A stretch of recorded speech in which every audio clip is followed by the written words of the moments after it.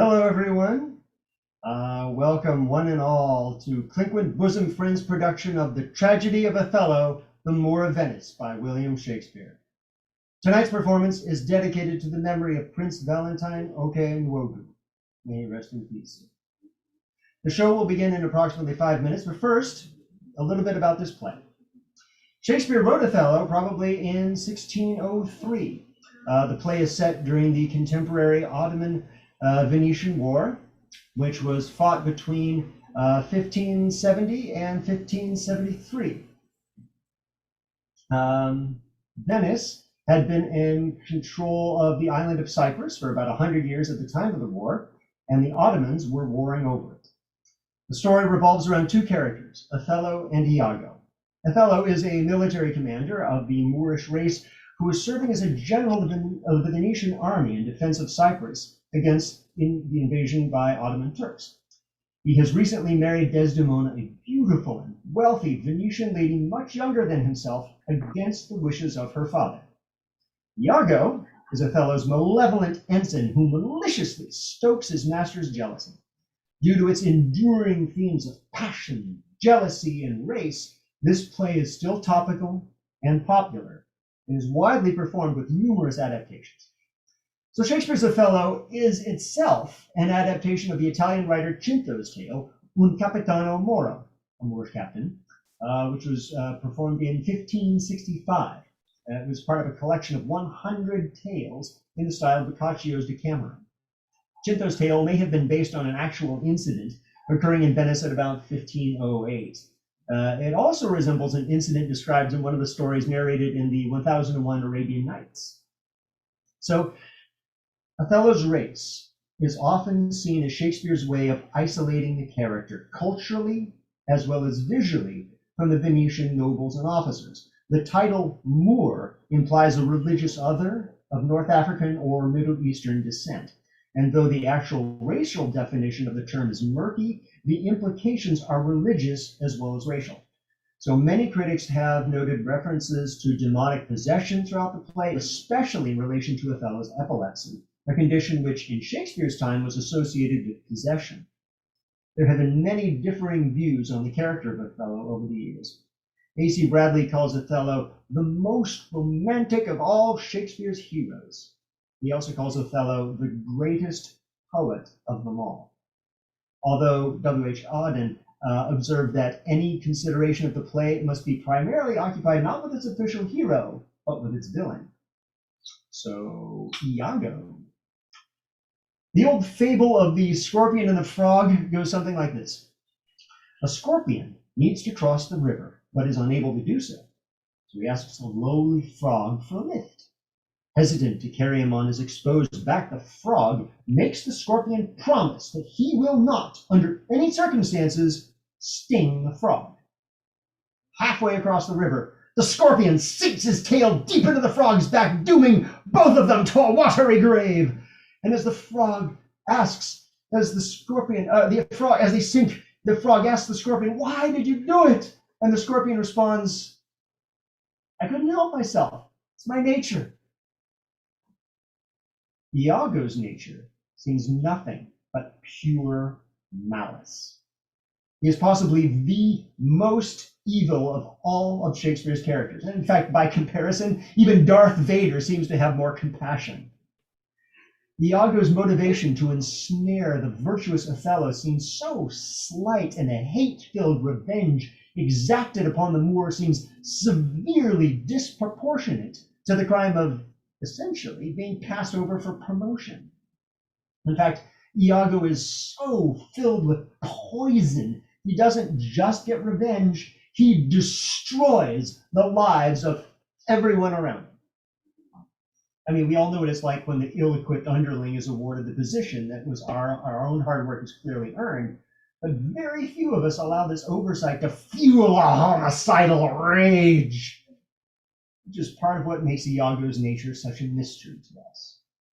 Shakespeare's Othello is a play about light and darkness, honesty and lies, faithfulness and jealousy, and has proved to be one of his most enduring tragedies. Othello the Moor is still a passionate, poetic, and ultimately tragic hero. We still feel compassion and pity for Desdemona's plight, and Iago's motivations still remain a mystery to us more than 400 years after the play's first performance. Ultimately, all we are left with are Iago's final words. What you know, you know. So one and all, sit back, get comfortable, and enjoy Clinquant Bosom Friends' production of William Shakespeare's Othello.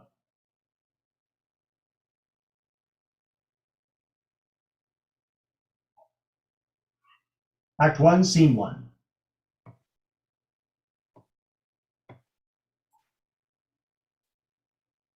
Tush, never tell me.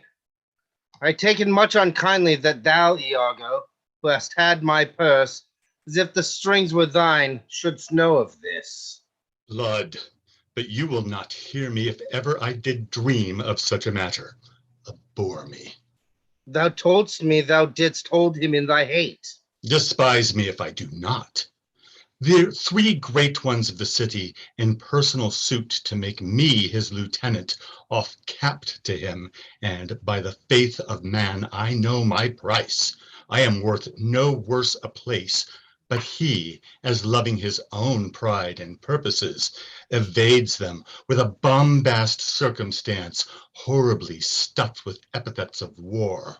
And in conclusion, none suits my mediators, for certes, says he, I have already chose my officer. And what was he? Forsooth, a great arithmetician, one Michael Cassio, a Florentine, a fellow almost damned in a fair wife, that never set a squadron in the field, nor the division of a battle knows more than a spinster, unless the bookish theoric wherein the toad consuls can propose as masterly as he. Mere prattle without practice is all his soldiership.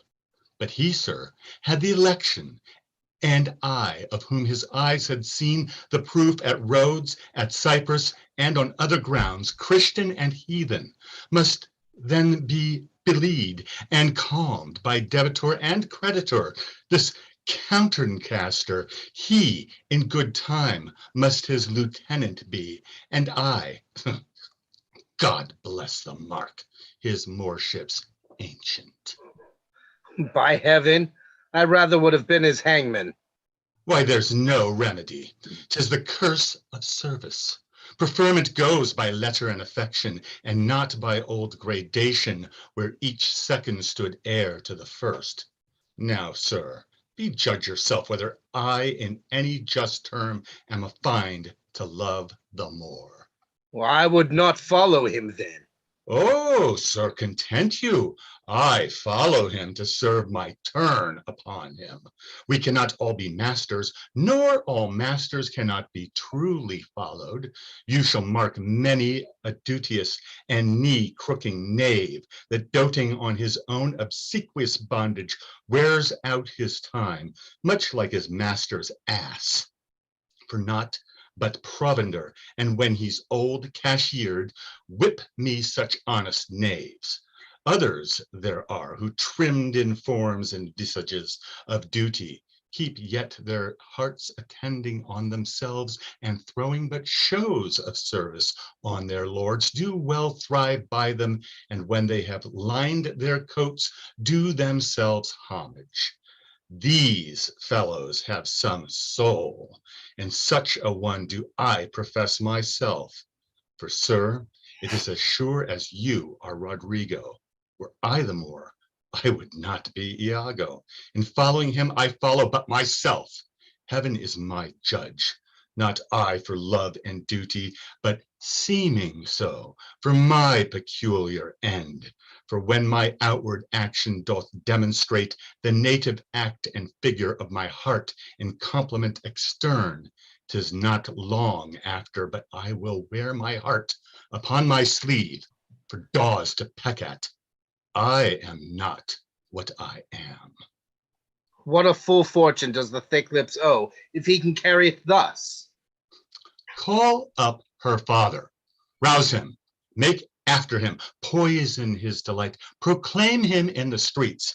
incense her kinsmen, and though he in a fertile climate dwell, plague him with flies, though that his joy be joy, yet throw such changes of vexation on it, as it may lose some color. Well, here is her father's house. I'll call aloud. Do, with timorous accent and dire yell, as when by night and negligence the fire is spied in populous cities. What ho!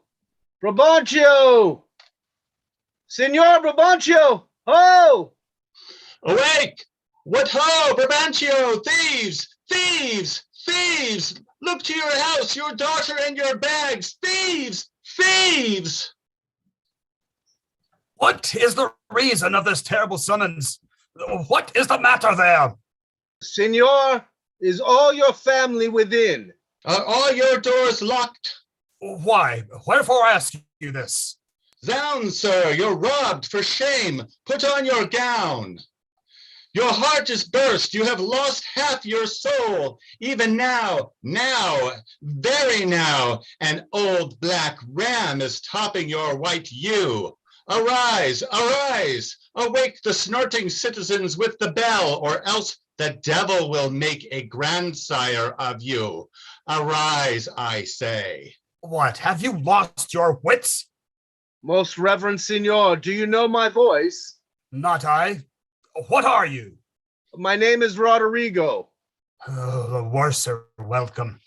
I have charged thee not to haunt about my doors. In honest plainness, thou hast heard me say, my daughter is not for thee. And now in madness, Sir. being full of supper and distempering draughts, Sir. upon malicious bravery, dost thou come to start my quiet. Sir, But thou must needs be sure my spirit and my place have in them power to make this bitter to thee. patience, good What sir. tell'st thou me of robbing? This is Venice.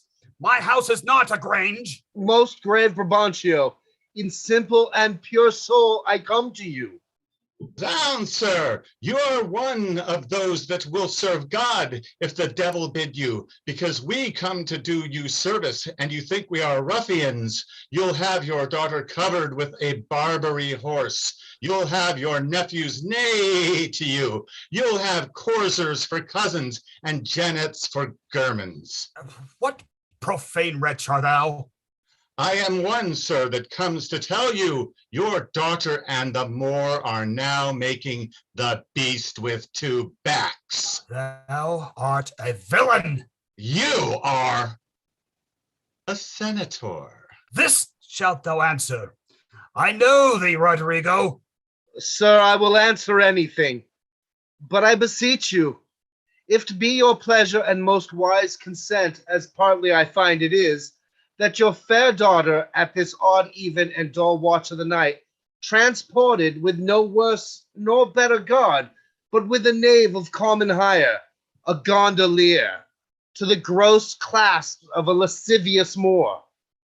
If this be known to you and your allowance, we then have done you bold and saucy wrongs. But if you know not this, my manners tell me we have your wrong rebuke.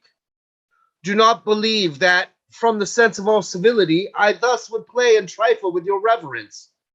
Your daughter, if you have not given her leave, I say again, hath made a gross revolt, tying her duty, beauty, wit, and fortunes in an extravagant and wheeling stranger of here and everywhere.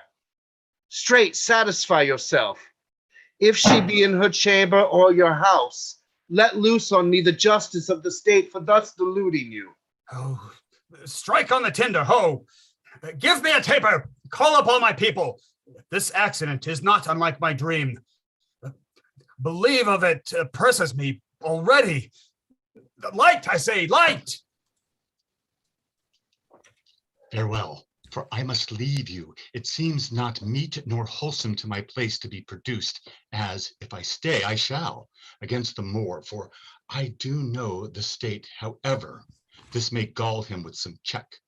Cannot with safety cast him, for he's embarked with such loud reason to the Cyprus wars, which even now stand in act, that for their souls, another of his fathom they have none to lead their business.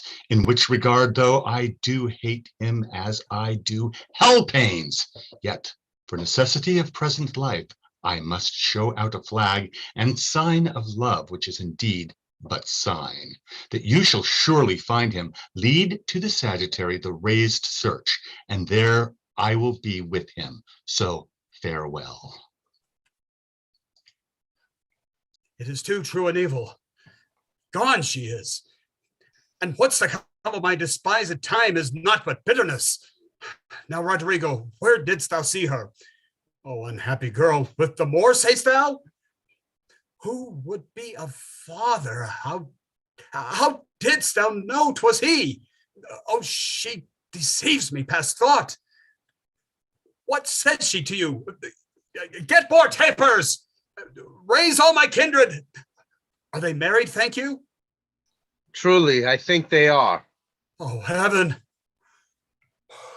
How got she out? Oh, treason of the blood fathers, from hence trust not your daughters' minds. By what you see them act, is there not charms by which the property of youth and maidhood may not be abused? Have you not read, Roderigo, of such a thing? Yes, sir, I have indeed. Call up my brother. Oh, would you have had her? Some one way, some another. Do you know whether we may apprehend her and the Moor? I think I can discover him. If you please to get good guard and go along with me. Pray you, lead on. At every house I'll call. I may command at most. Get weapons, ho! And raise some special officers of night. On, good Roderigo. I'll deserve your pains. Act 1, Scene 2. Though in the trade of war I have slain men, yet do I hold it the very stuff of the conscience to do no contrived murder. I lack iniquity. Sometimes to do me service, 9 or 10 times, I have thought to have yerked him here under the ribs. 'Tis better as it is. Nay, but he prated, and spoke such scurvy and provoking terms against your honor, that, with the little godliness I have, I did full hard forbear him. But I pray you, sir, are you fast married? Be assured of this, that the Magnifico is much beloved, and hath in his effect a voice potential as double as the Duke's. He will divorce you or put upon you what restraint and grievance the law, with all his might to enforce it on, will give him cable. Let him do his spite. My services, which I have done the Signori, shall outtongue his complaints. 'Tis yet to know, which, when I know that boasting is an honor, I shall promulgate. I fetch my life in being from men of royal siege, and my demerits may speak unbonneted to as proud a fortune as this that I have reached now. For know, Iago, that I love the gentle Desdemona. I will not my unhoused free condition put in circumscription and confine for the sea's worth. But look, what lights come yond? Oh, those are the raised father and his friends. You are best to go in. Not I. I must be found. My parts, my title, and my perfect soul shall manifest me rightly. Is it they? Janus, I think no. The servants of the Duke and my lieutenant. The goodness of the night upon you, friends. What is the news? The Duke does greet you, General, and he requires your haste post-haste appearance, even on the instant. What is the matter, think you? Something from Cyprus, as I may divine. It is a business of some heat. The galleys have sent a dozen sequent messengers this very night at one another's heels, and many of the consuls raised and met are at the Duke's already. You have been hotly called for. When, being not at your lodging to be found, the Senate hath sent about 3 several guests to search you out. 'Tis well I'm found by you. I will but spend a word here in the house and go with you. Ancient, what makes you here? Faith, he tonight hath boarded a land carack. If it prove lawful prize, he's made forever. I do not understand. He's married. To who? Married to... come, Captain, will you go? Have with you. Here comes another troop to seek for you. It is Brabantio, General. Be advised, he comes to bad intent. Hala, stand there. Signor, it is the Moor. Down with him, thief! You, Rodrigo. Come, sir. I am for you.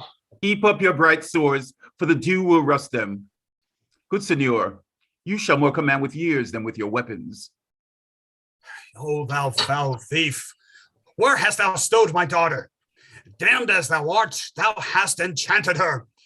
For I'll refer me to all things of sense if she in chains of magic were not bound. Whether a maid so tender, fair, and happy, so opposite to marriage that she shunned the wealthy curled darlings of our nation, would have ever to incur a general mock run from her guardings to the sooty bosom of such a thing as thou, to fear, not to delight. Judge me the world, if 'tis not gross in sense that thou hast practiced on her with foul charms, abused her delicate youth with drugs or minerals that weaken motion. I'll have it disputed on. 'Tis probable and palpable to thinking. I therefore apprehend and do attach thee for an abuser of the world, a practicer of arts inhibited and out of warrant. Lay hold upon him. If he do resist, subdue him at his peril. Hold your hands. Both you of my inclining and the rest. Were it my cue to fight, I should have known it without a prompter. Where will you that I go to answer this your charge? To prison, till fit time as law and order of direct session call thee to answer. What if I do obey? How may the Duke be therewith satisfied? Whose messengers are here about my side upon some present business of state to bring me to him? Is true, most worthy Signor, the Dukes in council, and your noble self, I am sure, is sent for. How? The Duke in council? Is this time of night? Bring him away. Mine's not an idle cause. The Duke himself or any of my brothers of the state cannot but feel this wrong as twere their own. For if such actions may have passions free, bondslaves and pagans shall our statesmen be.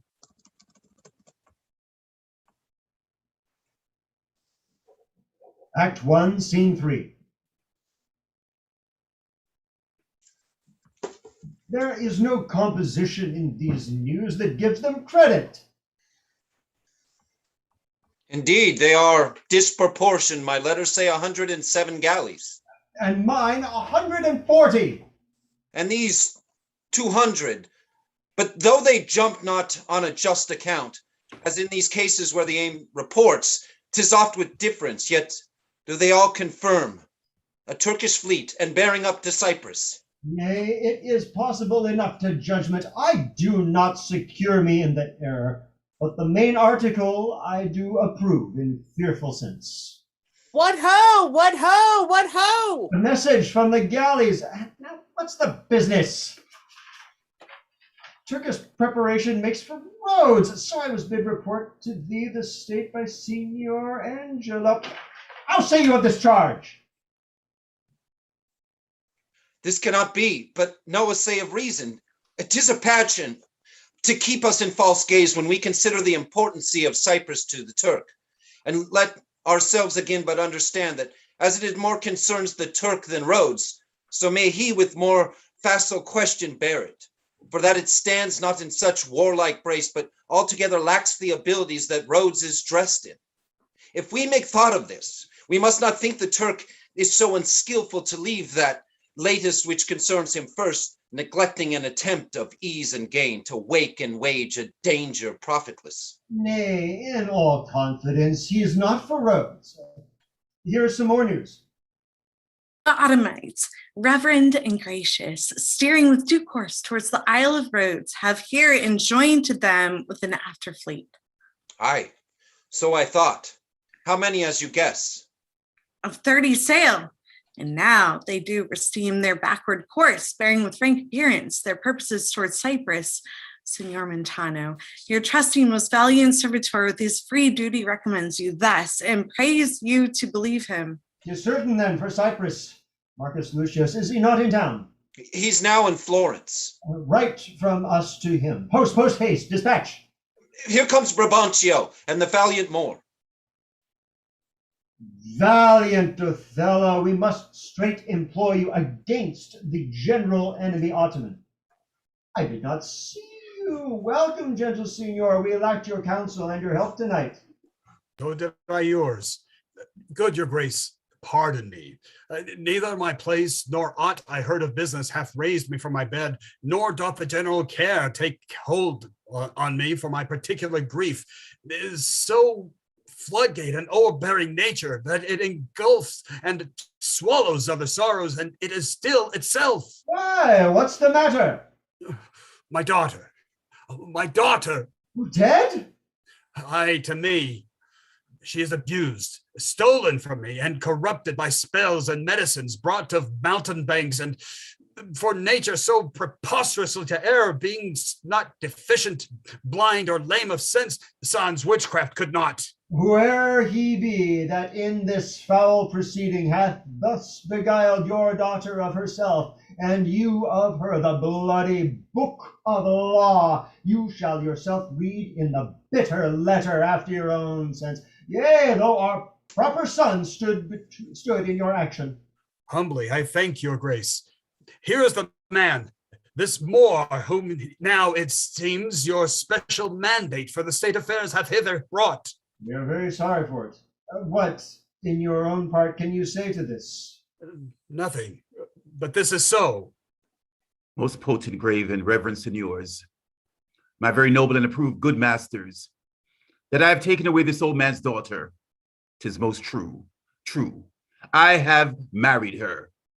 The very head in front of my offering hath this extent, no more. Rude am I in my speech, and little blessed with the soft phrase of peace. For since these arms of mine had 7 years' pith, till now some 9 moons wasted, they have used their dearest action in the tented field. And little of this great world can I speak, more than pertains to fears of brawl and battle, and therefore little shall I grace my cause in speaking for myself. Yet by your gracious patience, I will a round, unvarnished tale deliver of my whole course of loving. What drugs, what charms, what conjuration, and what mighty magic. For such proceedings I am charged withal. I won his daughter. A maiden never bold of spirit, still so and quiet that her motion blushed at herself. And she, in spite of nature, of years, of country, credit, everything, to fall in love with what she feared to look on. It is a judgment maimed and most imperfect that will confess perfection, so could err against all the rules of nature, and must be driven to find out practices of cunning hell. Why this should be. I therefore vouch again that with some mixtures powerful o'er the blood, or some dram conjured to this effect, he wrought upon her. To vouch this is no proof. Without more wider and more overt test than these thin habits and poor likelihoods of modern seeming do prefer against him. But Othello, speak. Did you by indirect and forced courses subdue and poison this young maiden's affections? Or came it by request in such fair question as soul to soul affordeth? I do beseech you, send for the lady to the Sagittary, and let her speak of me before her father.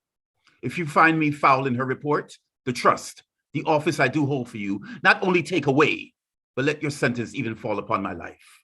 Fetch Desdemona hither. Ancient, conduct them. You know the place best. Until she come, as truly as to heaven I do confess the vices of my blood, so justly to your grave ears I'll present how I did thrive in this fair lady's love, and she in mine. Say it, Othello. Her father loved me, oft invited me, still questioned me the story of my life from year to year, the battles, the sieges, the fortunes that I have passed. I ran through it, even from my boyish days to the very moment that he bade me tell it, wherein I spake of disastrous chances, of moving accidents by flood and field, of hairbreadth escapes, aye, the imminent deadly breach, of being taken by the insolent foe and sold to slavery, and my redemption thence, and portents of my travels history, wherein of Antes vast and deserts idle, rough quarries, rocks and hills, whose heads touch heaven, it was my hint to speak. Such was the process. And of the cannibals that each other eat, the anthropophagy, and men whose heads do grow beneath their shoulders. This to hear would Desdemona seriously incline. And still the house affairs would draw her thence, whichever as she could, with haste dispatch, she'd come again. and with a greedy ear devour up my discourse, which I, observing, took one suppliant hour and found good means to draw her from prayer of an earnest heart, that I would all my pilgrimage dilate. Whereon by parcels she had something heard, but not intentively. I did consent, and often did beguile her of her tears, when I did speak of some distressful stroke that my youth suffered. My story being done, she gave me for my pains a world of sighs. She swore in faith 'twas strange, 'twas passing strange, 'twas pitiful, 'twas wondrous pitiful. She wished she had not heard it, yet she wished that heaven had made her such a man. She thanked me and bade me, if I had a friend that loved her, I should but teach him how to tell my story, and that would woo her. Upon this hint I spake. She loved me for the dangers I had passed, and I loved her for she did pity them. This only was the witchcraft that I used. Here comes the lady. Let her witness it. I think this tale would win my daughter too. Good Brabantio, take up this mangled matter at the best. Men do their broken weapons rather use than their bare hands. I pray you, hear her speak. If she confess that she was half the wooer, destruction on my head. If my bad blame light on the man, come hither, gentle mistress. Do you perceive in all this noble company where most you owe obedience? My noble father, I do perceive here a divided duty. To you I'm bound for life and education. My life and education both do learn me how to respect you. You are the lord of duty. I'm hitherto your daughter. But here's my husband. And so much duty as my mother showed to you, preferring you before her father, so much I challenge that I may profess due to the more, my lord. God be with you. I have done. Please it your grace on the state affairs. I had rather to adopt a child than get it. Come hither more. I here do give thee that with all my heart, which, but thou hast already, with all my heart I would keep from thee. For your sake, Jewel, I am glad at soul I have no other child, for thy escape would teach me tyranny, to hang clogs on them. I have done, my lord. Let me speak like yourself and lay a sentence, which, as a grise or step, may help these lovers into your favor. When remedies are past, the griefs are ended by seeing the worst, which late on hopes depended. To mourn a mischief that is past and gone is the next way to draw new mischief on. What cannot be preserved when fortune takes, patience her injury a mockery makes. The robbed that smiles steals something from the thief. He robs himself that spends a bootless grief. So let the Turks of Cyprus us beguile. We lose it not so long as we can smile. He bears the sentence well that nothing bears, but the free comfort which from thence he hears. But he bears both the sentence and the sorrow, that to pay grief must of poor patience borrow. These sentences to sugar or to gall, being strong on both sides, are equivocal. But words are words I never yet did hear, that the bruised heart was pierced through the ear. I humbly beseech you, proceed to the affairs of state. The Turk, with a most mighty preparations, makes for Cyprus. Othello, the fortitude of the place is best known to you, and though we have there a substitute of most allowed sufficiency, yet opinion, a sovereign mistress of effects, throws a more safer voice on you. You must therefore be content to slubber the gloss of your new fortunes with this more stubborn and boisterous expedition. The tyrant custom, most grave senators, hath made the flinty and steel couch of war my thrice-driven bed of down. I do agonize a natural prompt at clarity, and fight in harness, and do undertake these present wars against the Ottomites. Most humbly, therefore, bending to the state, I crave fit disposition for my wife, due reference of place and exhibition, with such accommodation and besort as levels with her breeding. If you please, be it at her father's. I'll not have it so. Nor I. Nor I. I would not there reside to put my father in impatient thoughts by being in his eye. Most gracious Duke, to my unfolding lend your prosperous ear, and let me find the charter in your voice to assist my simpleness. What would you, Desdemona? That I did love the more to live with him. My downright violence and storm of fortunes may trumpet to the world. My heart subdued even to the very quality of my lord. I saw Othello's visage in his mind, and to his honor and his valiant parts did I my soul and fortunes consecrate. So that, dear lords, if I be left behind, a moth of peace, and he go to the war, rights for which I love him are bereft me, and I, a heavy interim, shall support by his dear absence. Let me go with him. Let her have your voices. Vouch with me, heaven. I therefore beg it not to please the palate of my appetite, nor to comply with heat, the young effects in me defunct, and proper satisfaction, but to be free and bounteous to her mind. And heaven defend your good souls that you think that I will your serious and great business scant, for she is with me. No. When light-winged toys of feathered Cupid's seal, with wanton dullness, my speculative and office instruments, that my disports corrupt and take my business, let housewives make a skillet of my helm, and all indign and base adversities make head against my estimation. Be it as you shall privately determine, either for her stay or going. The affair tries haste, and speed must answer it. You must away tonight. With all my heart. At night and the morning here we'll meet again. Othello, leave some officer behind. He shall your commission bring to you with such things else of quality and respect as doth import you. So please your grace, my ancient, a man he is of honest and trust, to his conveyance I assign my wife, with what else needful your good grace shall think to be sent after me. Let it be so. Good night to everyone. And noble signor, if virtue no delighted beauty lack, your son-in-law is far more fair than black. Do, brave Moor, use Desdemona well. Look to her more. If thou hast eyes to see, she has deceived her father, and may thee. My life upon her faith. Honest Iago, my Desdemona must I leave to thee.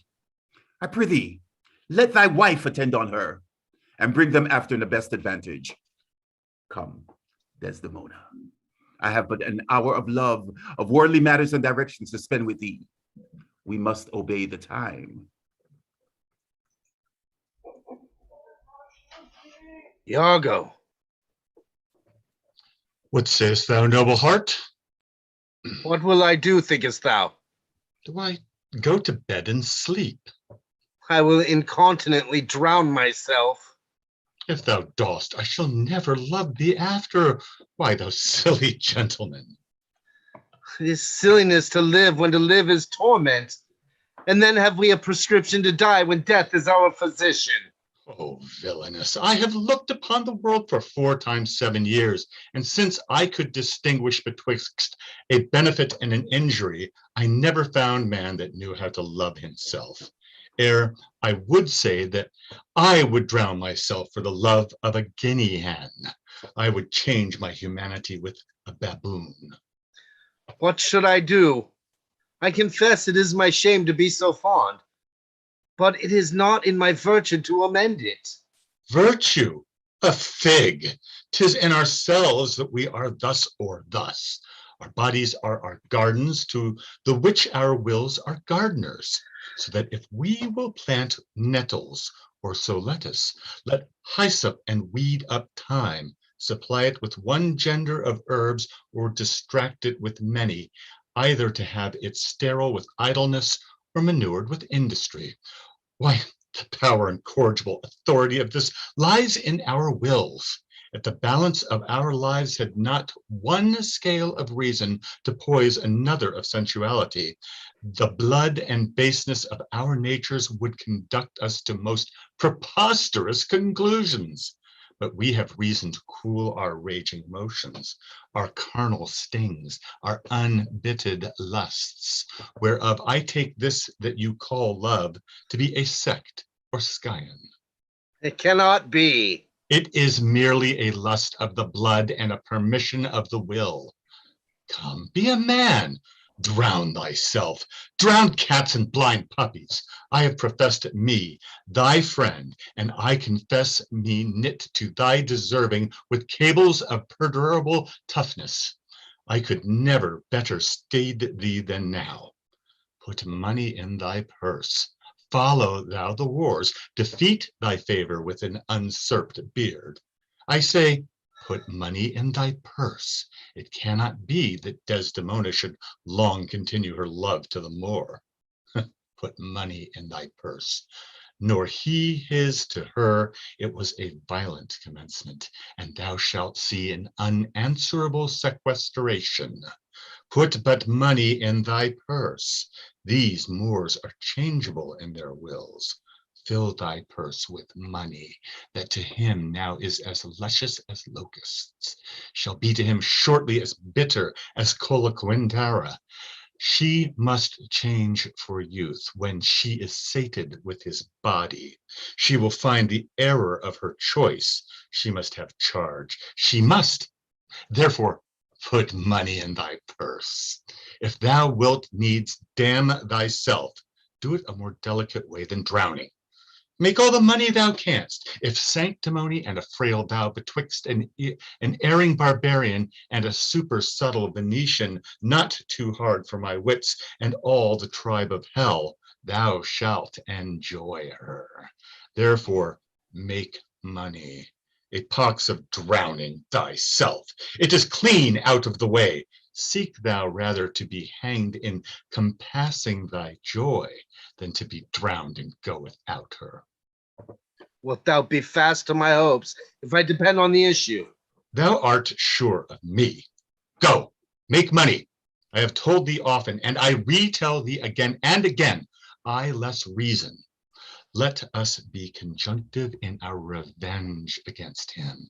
If thou canst cuckold him, thou dost thyself a pleasure, me a sport. There are many events in the womb of time which will be delivered. Traverse. Go, provide thy money. We will have more of this tomorrow. Adieu. Where shall we meet in the morning? At my lodging. I'll be with thee betimes. Go to. Farewell. Do you hear, Rodrigo? What say you? No more of drowning. Do you hear? I am changed. I'll go sell all my land.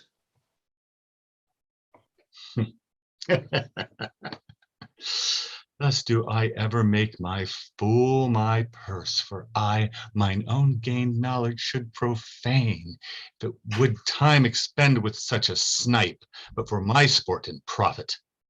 I hate the Moor, and it is thought abroad that twixt my sheets he has done my office. I know not if it be true, but I, for mere suspicion in that kind, will do as it for surety. He holds me well. The better shall my purpose work on him. Cassio is a proper man. Let me see now to get his place and to plume up my will in double knavery. How? Let's see. After some time to abuse Othello's ear that he is too familiar with his wife, he hath a person and a smooth dispose to be suspected, framed to make women false. The Moors of a free and open nature, that thinks men honest, that but seem to be so, and will as tenderly be led by the nose as asses are. I have it. It is engendered. Hell and night must bring this monstrous birth to the world's light. Act 2, Scene 1.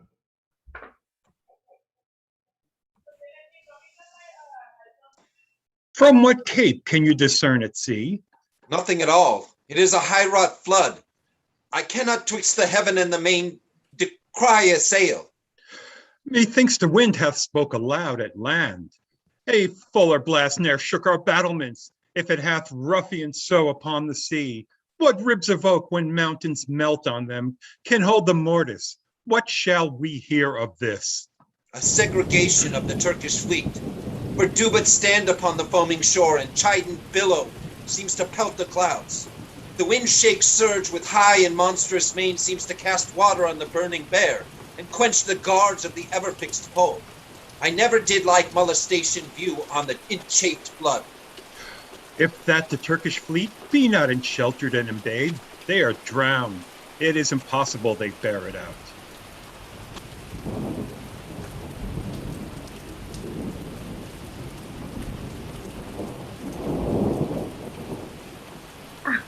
News, lad.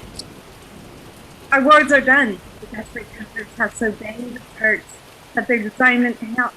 The noble ship has been in great tracked and suffered by most part of their fleet. How? Is this true? The new ship is put in. Baronessa, Michael Cassio, Lieutenant, or like more Othello, is come on shore. The Moor himself at sea and is in full commission here for Cyprus. I am glad on't. 'Tis a worthy governor. But this same Cassio, that we speak of comfort, touching the truth last, he looked sadly, and praised the Moor be safe, for they were parted with foul and violent temper. Pray heavens he be, for I have served him, and the man commands like a full soldier. Let's to the seaside ho, as well to see the vessel that comes in, as to throw out our eyes for brave Othello, even till we make the main and the aerial blue an indistinct regard. Come, let's do so. For every minute is expectancy of more arrivings. Thanks, you the valiant of this warlike isle, that so approve the more. Oh, let the heavens give him defense against the elements, for I have lost us him on a dangerous sea. Is he well shipped? His bark is stoutly timbered, his pilot a very expert and approved allowance. Therefore my hopes, not so fitted to death, stand in bold cure. A sail! A sail! A sail! A sail! What noise? The town is empty. On the brow or the sea stands ranks of people, and they cry a sail. My hopes do shape him for the governor. They do discharge their shot of courtesy. Our friends at least. I pray you, sir, go forth and give us truth who 'tis that is arrived. I shall. But, good lieutenant, is your general wived? Most fortunately, he hath achieved a maid that paragons description and wild fame, one that excels the quirks of blazoning pens, and in the essential vesture of creation does tire the engineer. How now? Who has put in? 'Tis one Iago, ancient to the general. Has had most favorable and happy speed. Tempests themselves, high seas and howling winds, the guttered rocks and congregated sands, traitors and steeped to clog the guiltless keel, as having sense of beauty, do omit their mortal natures, letting go safely by the divine Desdemona. What is she? She that I spake of, our great captain's captain, left in the conduct of the bold Iago, whose footing here anticipates our thoughts, a Senite speed, great Jove, Othello guard, and swell his sail with thine own powerful breath, that he may bless this bay with his tall ship, make love's quick pants in Desdemona's arms, give renewed fire to our extinct spirits, and bring all Cyprus comfort.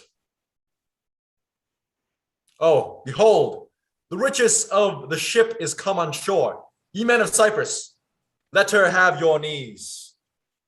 Hail to thee, lady, and the grace of heaven, before, behind thee, and on every hand, and wheel thee round. I thank you, valiant Cassio.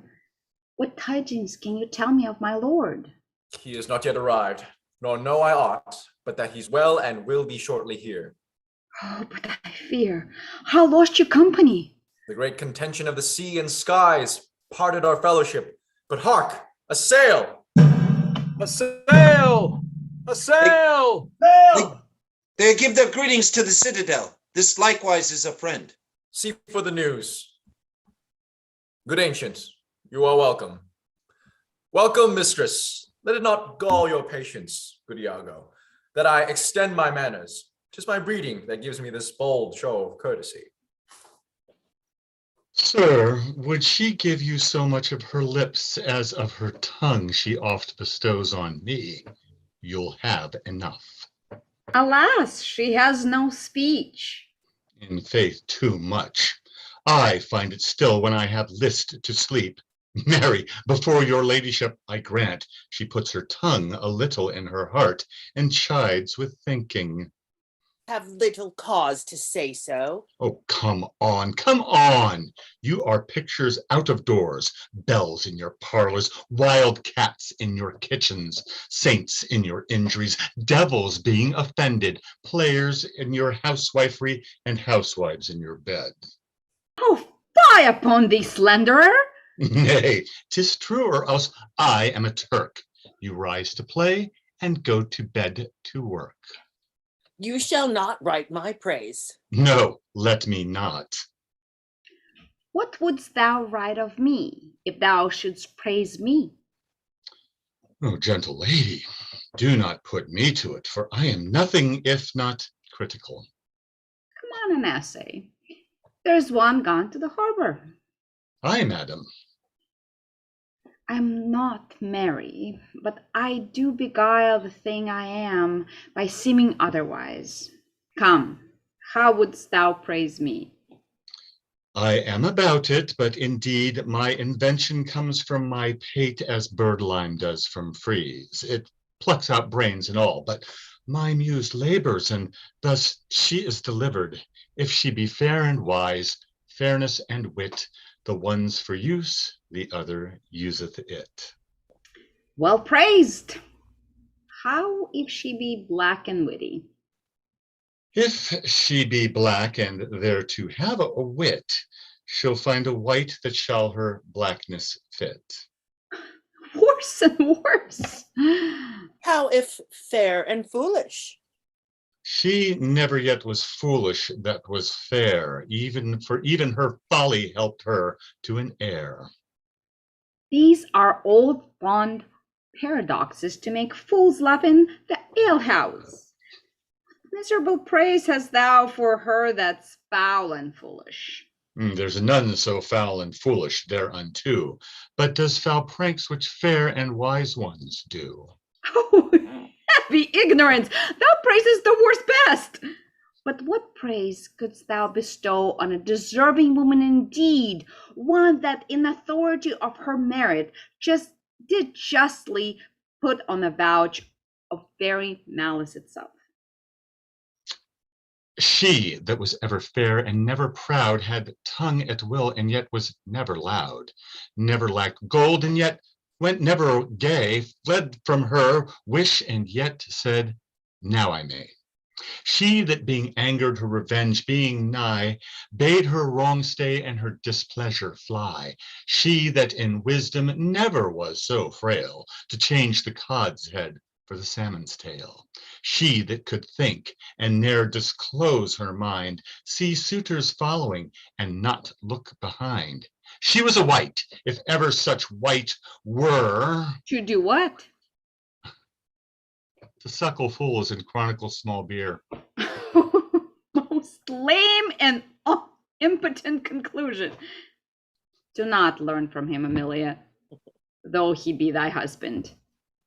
How say you, Cassio? Is he not a most profane and liberal counselor? He speaks home, madam. You may relish him more in the soldier than in the scholar. He takes her by the palm. Aye, well said. Whisper with as little a web as this, and I will ensnare a great fly as Cassio. Aye, smile upon her. Do, I will give thee in thine own courtship. You say true. 'Tis so indeed. If such tricks as these slip you out of your lieutenantry, it had been better you had not kissed your 3 fingers so oft, which now again you are most apt to play sir in. Very good. Well kissed. An excellent courtesy. 'Tis so indeed. Yet again your fingers to your lips. Would they were clyster pipes for your sake. Lord, I know his trumpet. 'Tis truly so. Let's meet him and receive him. Lo, where he comes. Oh, my fair warrior. My dear It gives me wonder great to see you here before me, oh my soul's joy. If ever every tempest comes such calms, may the winds blow till they have wakened death, and let the laboring bark climb hills of seas Olympus high, and duck again as low as hells from heaven. For it were now to die, 'twere now to be most happy. For I feel my soul hath her consent so absolute that not another comfort like this to succeeds in unknown fate. Heavens forbid, but that our loves and comforts should increase even as our days do grow. Amen to that. Sweet powers. I cannot speak enough of this content. It stops me here. It is too much joy. And this. And this. The greatest scores be that ere our hearts shall make. You are well tuned now, but I'll set down the pegs that make this music as honest as I am. Come, let us to the castle. News, friends. Our wars are done. The Turks are drowned. How does my old acquaintance of this isle? Honey, you shall be well desired in Cyprus. I have found great love amongst them. Oh, my sweet. I do prattle out of fashion, and I dote in mine own comforts. I pray thee, good Iago, go to the bay and disembark the coffers. Bring thou the master to the citadel.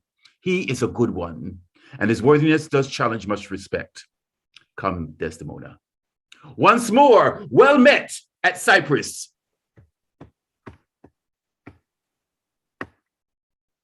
Do thou meet me presently at the harbor. Come hither. If thou be'st valiant, as they say, base men being in love have then a nobility in their natures more than is native to them. List me. The lieutenant tonight watches on the court of guard. First, I must tell thee this. Desdemona is directly in love with him. With him? But 'tis not possible. Lay thy finger thus, and let thy soul be instructed. Mark me with that violence she first loved the more, but for bragging and telling her fantastical lies, and she will love him still for prating.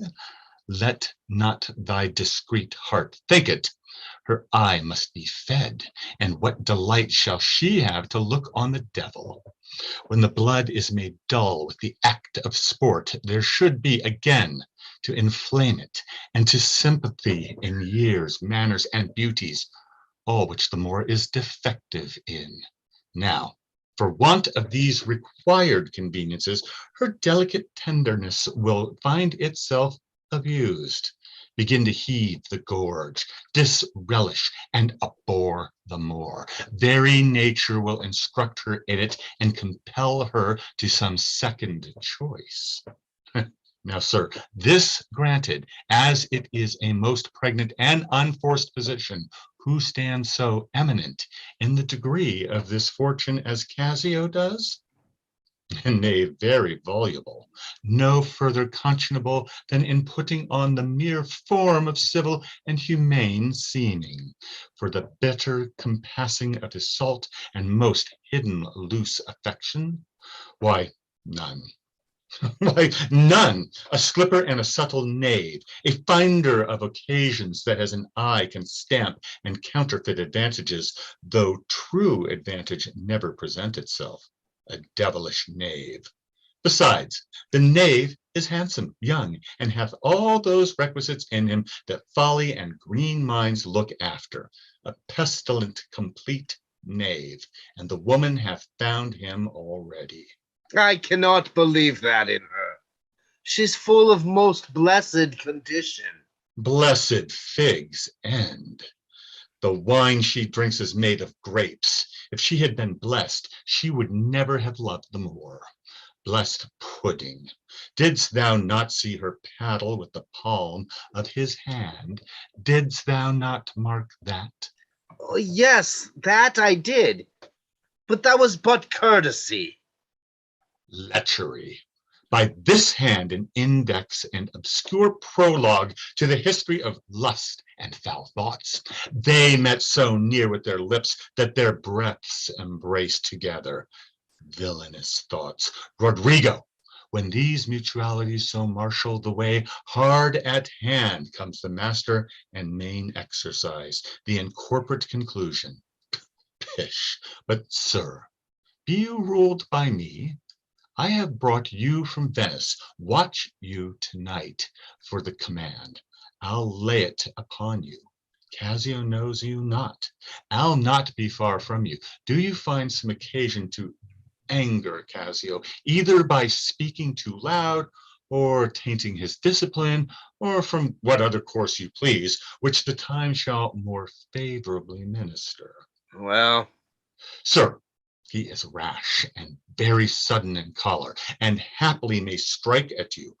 Provoke him, that he may, for even out of all that I will cause these Cyprus to mutiny, whose qualification shall come into no true taste again, but by the displanting of Cassio. So, shall you have a shorter journey to your desires by the means I shall then have to prefer them, and the impediment most profitably removed, without which there were no expectation of our prosperity? I will do this, if I can bring it to any opportunity. I warrant thee. Meet me by and by at the citadel. I must fetch his necessities ashore. Farewell. Adieu. That Cassio loves her, I do well believe it. That she loves him, 'tis apt and of great credit. The more howbeit, that I endure him not is of a constant, loving, noble nature. I dare think he'll prove to Desdemona a most dear husband. Now, I do love her too, not out of absolute lust, though peradventure I stand accountant for as such great a sin, but partly led to diet my revenge, for that I do suspect the lusty Moor hath leaped into my seat, the thought whereof doth, like a poisonous mineral, gnaw my inwards, and nothing can or shall content my soul till I am evened with him, wife for wife. Or failing so, yet that I put the Moor at least into jealousy so strong that judgment cannot cure. Which thing to do? If this poor trash of Venice, whom I trash for his quick hunting, stand the putting on, I'll have our Michael Cassio on the hip, abuse him to the Moor in the rank garb, for I fear Cassio with my nightcap too. Make the Moor thank me, love me, and reward me for making him egregiously an ass, and practicing upon his peace and quiet even to madness. 'Tis here, but yet confused, knavery's plain face is never seen tin used. Act 2, Scene 2.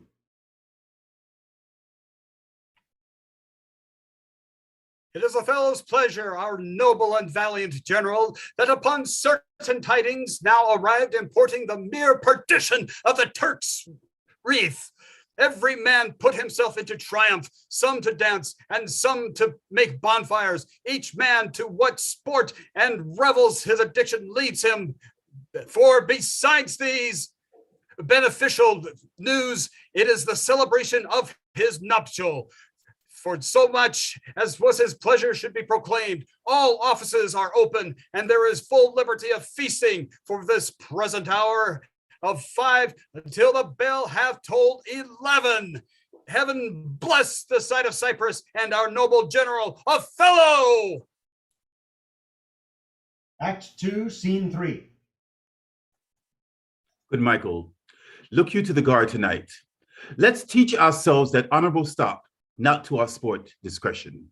Iago hath direction what to do, but notwithstanding with my personal eye will I look to it. Iago is most honest. Michael, good night. Tomorrow with your earliest, let me have speech with you. Come, my dear love. The purchase made, the fruits are to ensue, that profits yet to come between me and you. Good night. Welcome, Iago. You must to the watch. Not this hour, Lieutenant. 'Tis not yet 10 of the clock. Our general cast us thus early for the love of his Desdemona, who let us not therefore blame he hath not yet made wanton the night with her, and she is sport for Jove. She is a most exquisite lady. And I'll warrant her fun of game. Indeed, she's a most fresh and delicate creature. With an eye she has, methinks it sounds a parley of provocation. An inviting eye, and yet methinks right modest. And when she speaks, is it not an alarum to love? She is indeed perfection. Well, happiness to their sheets. Come, Lieutenant, I have a stoup of wine, and here without are a brace of Cyprus gallants that would fain have a measure to the health of Black Othello. Not tonight, good Iago. I have very poor and unhappy brains for drinking.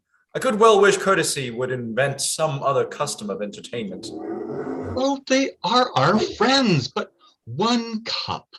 I'll drink for you. I have drunk but 1 cup tonight, and that was craftily qualified too.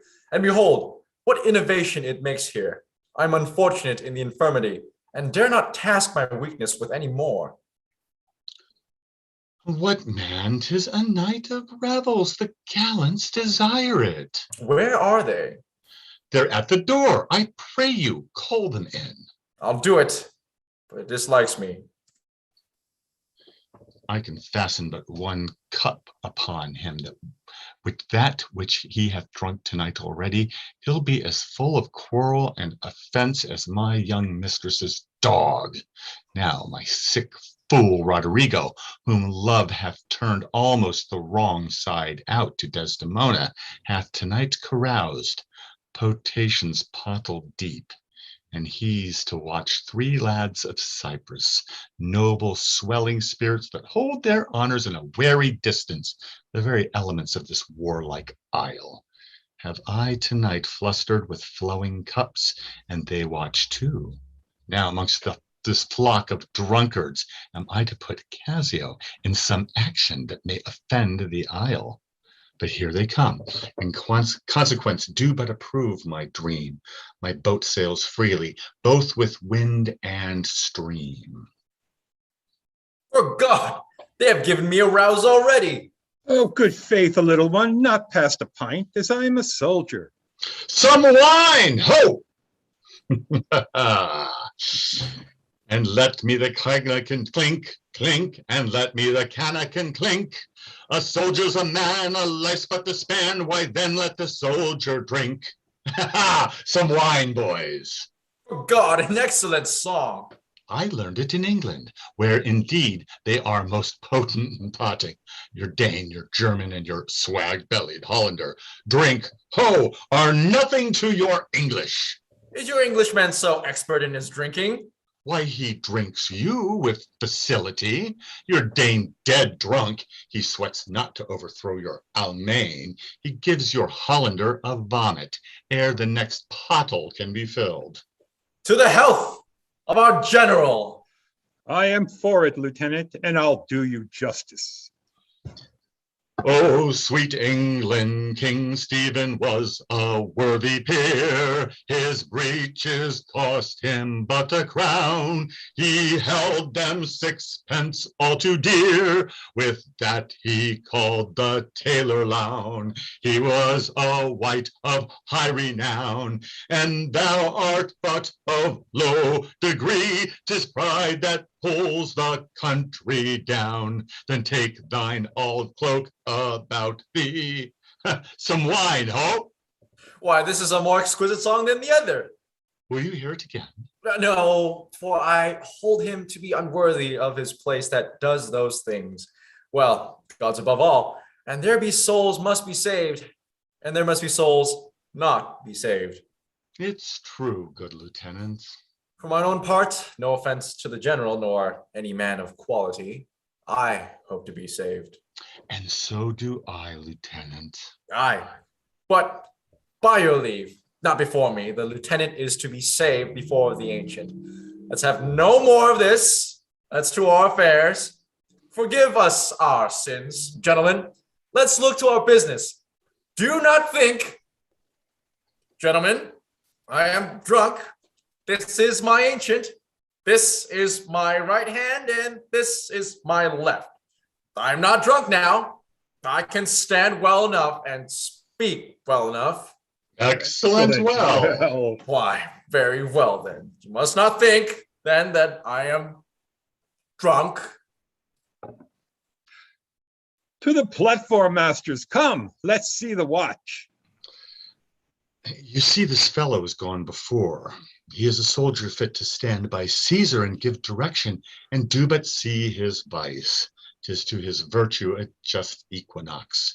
The one as long as the other. 'Tis pity of him. I fear the trust Othello puts him in on some odd time of his infirmity will shake this island. But is he often thus? 'Tis evermore the prologue to his sleep. He'll watch the Orlig a double set, if drink rock not his cradle. It were well the general were put in mind of it. Perhaps he sees it not, or his good nature prizes the virtue that appears in Cassio, and looks not on his evils. Is not this true? How now, Rodrigo? I pray you, after the lieutenant go. And 'tis great pity that the noble Moor should hazard such a place as his own second, with one of ingraft infirmity. It were an honest action to say so to the Moor. Not I, for this fair island. I do love Cassio well, and would do much to cure him of his evil. Help! But hark, Help! what noise? You rogue! You rascal! What's the matter, Lieutenant? A knave teach me my duty. I'll beat the knave into a twig and bottle. Beat me. Dost thou prate, rogue? Ugh! Ugh! Nay, good Lieutenant. I pray. I pray you, sir, hold your hand. Let me go, sir. I'll knock you over the mazzard. Oh, come, you're drunk. Drunk? Ugh. Way, I say, go out and cry a mutiny. Nay, good lieutenant, alas, gentlemen, help! Oh, lieutenant, sir, Montano, sir, help, masters, here's a goodly watch indeed. Who's that which rings the bell? Diablo, oh, the town will rise, God's will. Lieutenant, hold! You will be shamed forever. What is the matter here? Zounds, I bleed still, I am hurt to the death. Hold for your life. Hold, Lieutenant, sir, Montano. Gentlemen, have you forgot all sense of place and duty? Hold, the general speaks to you. Hold for shame. Why, how now? Ho! From whence ariseth this? Are we turned Turks, and to ourselves do that which heaven hath forbid the Ottomites? For Christian shame, put by this barbarous brawl. He that stirs next to crave for his own rage holds his soul light. He dies for his motion. Silence that dreadful bell. It frights the owl of her propriety. What is the matter, masters? Honest Iago, that lookest dead with grieving, speak. Who began this? On thy love I charge thee. I do not know. Friends all but now, even now in quarter, and in terms like bride and groom, divesting them for bed, and then, but now, as if some planet had unwitted men, swords out and tilting one at other's breast, in opposition bloody. I cannot speak any beginning to this peevish odds, and would in action glorious I had lost those legs that brought me to a part in it. How comes it, Michael? Are you thus forgot? I pray you pardon me, I cannot speak. Worthy Montano, you are wont to be civil. The gravity and stillness of your youth the world hath noted, and your name is great in the mouths of wisest censure. What's the matter? That you unlace your reputation thus and spend your rich opinion for the name of a night brawler? Give me answer to it. Worthy Othello, I am hurt to danger. Your officer, Iago, can inform you. While I spare speech with something now, who offends me. Of all that I know, I do know, nor know I ought. By me that's said or done amiss this night, unless self-charity be sometimes a vice. And to defend ourselves it be a sin when violence assails us. Now by heaven, my blood begins my safer guides to rule, and passion having my best judgment collided, essays to lead the way. If I once stir, or do but lift this arm, the best of you shall sink in my rebuke. Give me to know how this foul rout began. Who set it on? And he that is approved of this offense, though he had twinned with me, both at a birth, shall lose me. What? In a town of war, yet wild, the people's hearts brimful of fear, to manage private and domestic quarrel in night and on the court and guard of safety. 'Tis monstrous, Iago. Who began it? If partially affined or leagued in office, thou dost deliver more or less than truth. Thou art no soldier. Touch me not so near. I had rather I have this tongue cut from my mouth than it should do offense to Michael Cassio. Yet I persuade myself to speak the truth. Shall nothing wrong him. Thus it is, General. Montano and myself, being in speech, there comes a fellow crying out for help, and Cassio following him with determined sword to execute upon him. Sir, this gentleman steps into Cassio and entreats his pause. Myself the crying fellow did pursue, lest by his clamor, as it so fell out, the town might fall in fright. He, swift of foot, outran my purpose, and I returned the rather, for that I heard the clink and fall of swords. And Cassio, high in oath, which till tonight I ne'er might say before, when I came back, for this was brief, I found them close together, as blow and thrust, even as again they were when you yourself did part them. More of this matter I cannot report, but men are men, and the best something to forget.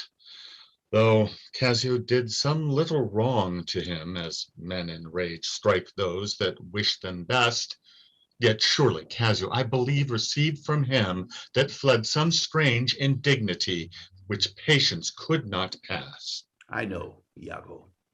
Thy honesty and love doth mince this matter, making it light to Cassio. Cassio, I love thee, but never more be officer of mine. Look, if my gentle love be not raised up, I'll make thee an example. What's the matter? All's well now, sweeting. Come away to bed. Sir, for your hurts, myself will be your surgeon. Lead him off. Iago, look with care about this town, and silence those with whom this vile brawl distracted. Come, Desdemona. 'Tis the soldier's life to have their balmy slumbers waked with strife.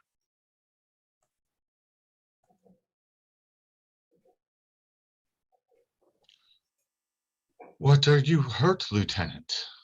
I past all surgery. Marry, heaven forbid. Reputation, reputation, reputation.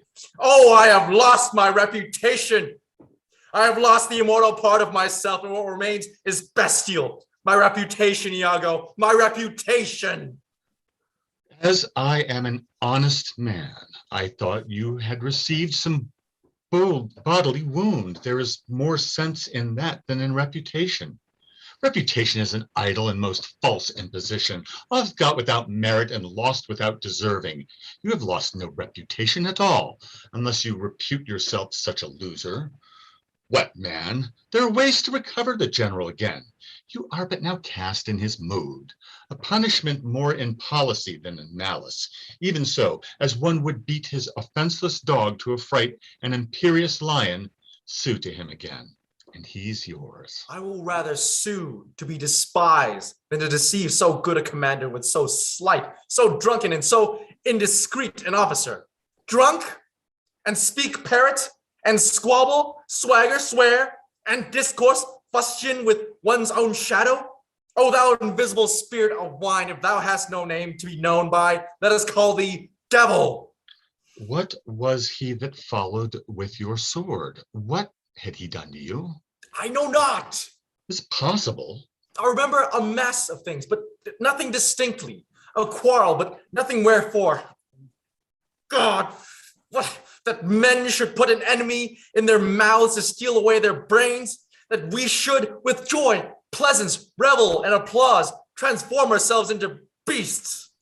Why, but you are now well enough. How came you to this recovered? It had pleased the devil, drunkenness, to give place to the devil wrath. One unperfectness shows me another, to make me frankly despise myself. Come, you are too severe a moraler. As the time, the place, and the condition of this country stands, I could hardly wish this had not befallen, but since it has, as it is, mend it for your own good. I will ask him for my place again. He shall tell me I am a drunkard. Had I as many mouths as Hydra, such an answer would stop them all. But to be now a sensible man, by and by a fool, and presently a beast. Oh, strange. Every inordinate cup is unblessed, and the ingredient is a devil. Come, come, good wine is a good familiar creature, if it be well used. Exclaim no more against it. And, good lieutenant, I think you think I love you. I have well approved it, sir. I'm drunk. You or any man living may be drunk at a time, man. I'll tell you what you shall do.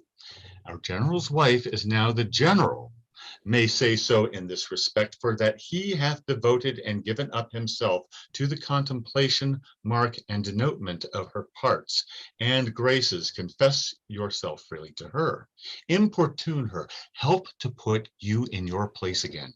She is so free, so kind, so apt, so blessed a disposition. She holds it a vice in her goodness not to do more than she is requested. This broken joint between you and her husband, entreat her to splinter, and my fortunes against any lay worth naming. This crack of your love shall grow stronger than it was before. You advise me well. Protest in the sincerity of love and honest kindness. I think it freely. In the times in the morning, I will beseech the virtuous Desdemona to undertake for me. I am desperate of my fortunes if they check me here. You are in the right. Good night, Lieutenant. I must to the watch. Good night, honest Iago. And what's he then that says I play the villain? When this advice is free, I give and honest probable to thinking, and indeed the course to win the more again. For 'tis most easy the inclining Desdemona to subdue in any honest suit. She's framed as fruitful as the free elements, and then for her to win the more, were it to renounce his baptism, all seals and symbols of redeemed sin. His soul is so enfettered to her love that she may unmake, do what she list, even as her appetite shall play the god with his weak function. How am I then a villain to counsel Cassio to this parallel course, directly to his good? Divinity of hell, when devils will be the blackest sins put on, they do suggest at first with heavenly shows, as I do now, for whiles this honest fool plies Desdemona to repair his fortunes, and she for him pleads strongly to the more. I'll pour this pestilence into his ear, that she repeals him for her body's lust, and by how much she strives to do him good, she shall undo her credit with the more. So I will turn her virtue into pitch, and out of her own goodness make the net that shall enmesh them all. How now, Rodrigo? I do follow here in the chase, not like a hound that hunts, but one that fills up the cry. My money is almost spent. I have been tonight exceedingly well cudgeled. I think the issue will be I shall have so much experience for my pains, and so no money at all and a little more wit, return again to Venice. How poor are they that have not patience? What wound did ever heal but by degrees? Thou knowest we work by wit and not by witchcraft, and wit depends on dilatory time. Does it not go well? Cassio hath beaten thee, and thou by that small hurt hast cashiered Cassio, though other things grow fair against the sun, yet fruits that blossom first will first be ripe. Content thyself a while. By the mass, 'tis morning. Pleasure and action make the hours seem short.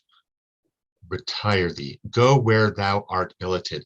Away, I say, thou shalt no more hereafter. Nay, get thee gone.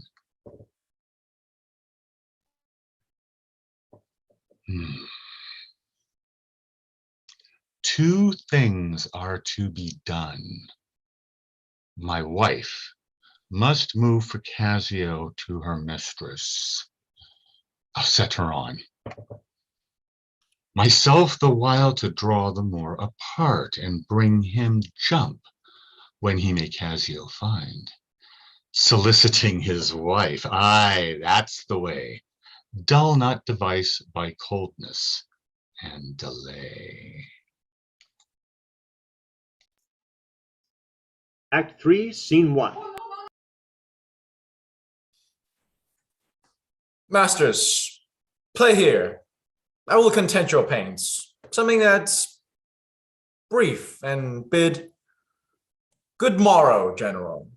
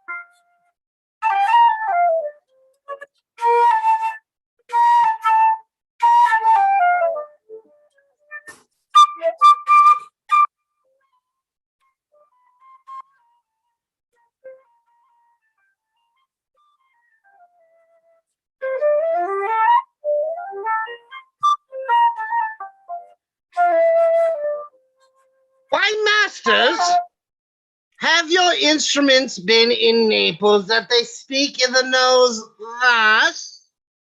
Oh, sir, now. Are these, I pray you, wind instruments? Aye, marry, sir, they are. Oh, thereby hangs a tale. Whereby hangs the tail, sir? Marry, sir, by many a wind instrument that I know. But, masters, here's money for you.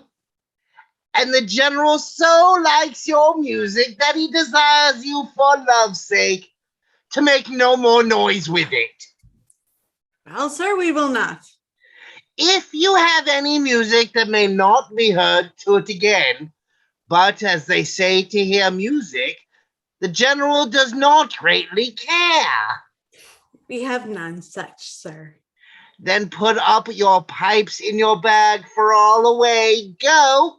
Vanish into air, away. Dost thou hear, my honest friend? No, I hear not your honest friend. I hear you. Prithee, keep up thy quillets. There's a poor piece of gold for thee. Ooh. The gentlewoman that attends the general's wife be stirring, tell her there is one Cassio entreats her a little favor of speech. Wilt thou do this? She is stirring, sir. If she will stir hither, I shall seem to notify unto her. Do, good my friend.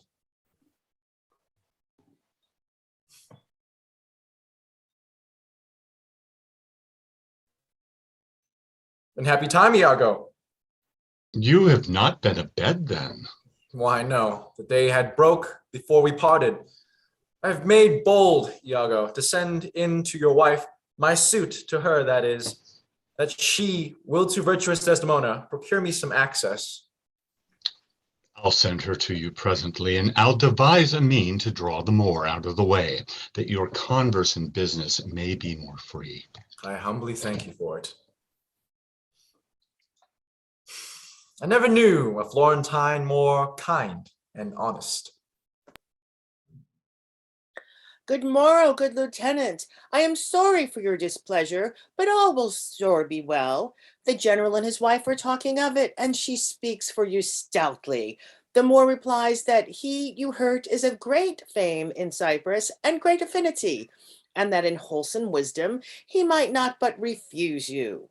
But he protests he loves you, and needs no other suitor but his liking to take the safest occasion by front to bring you in again. Yet I beseech you, if you think fit, or that it may be done, give me advantage of some brief discourse with Desdemona alone.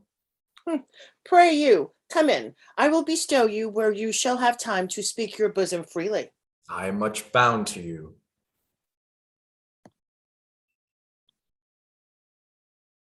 Act 3, Scene 2. These letters, Iago, give to the pilot, and by him do my duties to the Senate. That done, I will be walking on the works. Repair there to me. Well, my good lord, I'll do it. This fortification, gentlemen, shall we see to it? We'll wait upon your lordship. Act 3, Scene 3.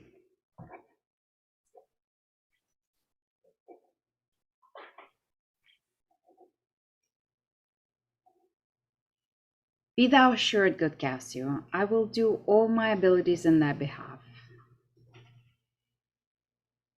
Good madam, do. I warrant it grieves my husband as if the case were his. That's an honest fellow. Do not doubt, Cassio, but I will have my lord and you again as friendly as you were. Bounteous madam, whatever should become of Michael Cassio, he is never anything but your true servant. I know it. I thank you. You do love my lord. You have known him long, and be you well assured he shall in strangeness stand no further off than in polite distance. Aye, but lady, that policy may either last so long, or feed upon such nice and waterish diet, or breed itself so out of circumstance that I being absent and my place supplied, my general will forget my love and service. Do not doubt that.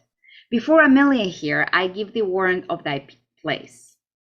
Assure thee, if I do vow friendship, I'll perform it to the last article.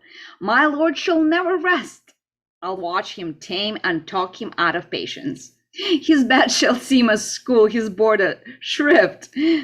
I'll intermingle everything he does with Cassio's suit. Therefore be merry, Cassio. For thy solicitor shall rather die than give thy cause away. Madam, here comes my lord. Madam, I'll take my leave. Why, stay and hear me speak. Madam, not now. I'm very ill at ease, unfit for my own purpose. Well, do at your discretion.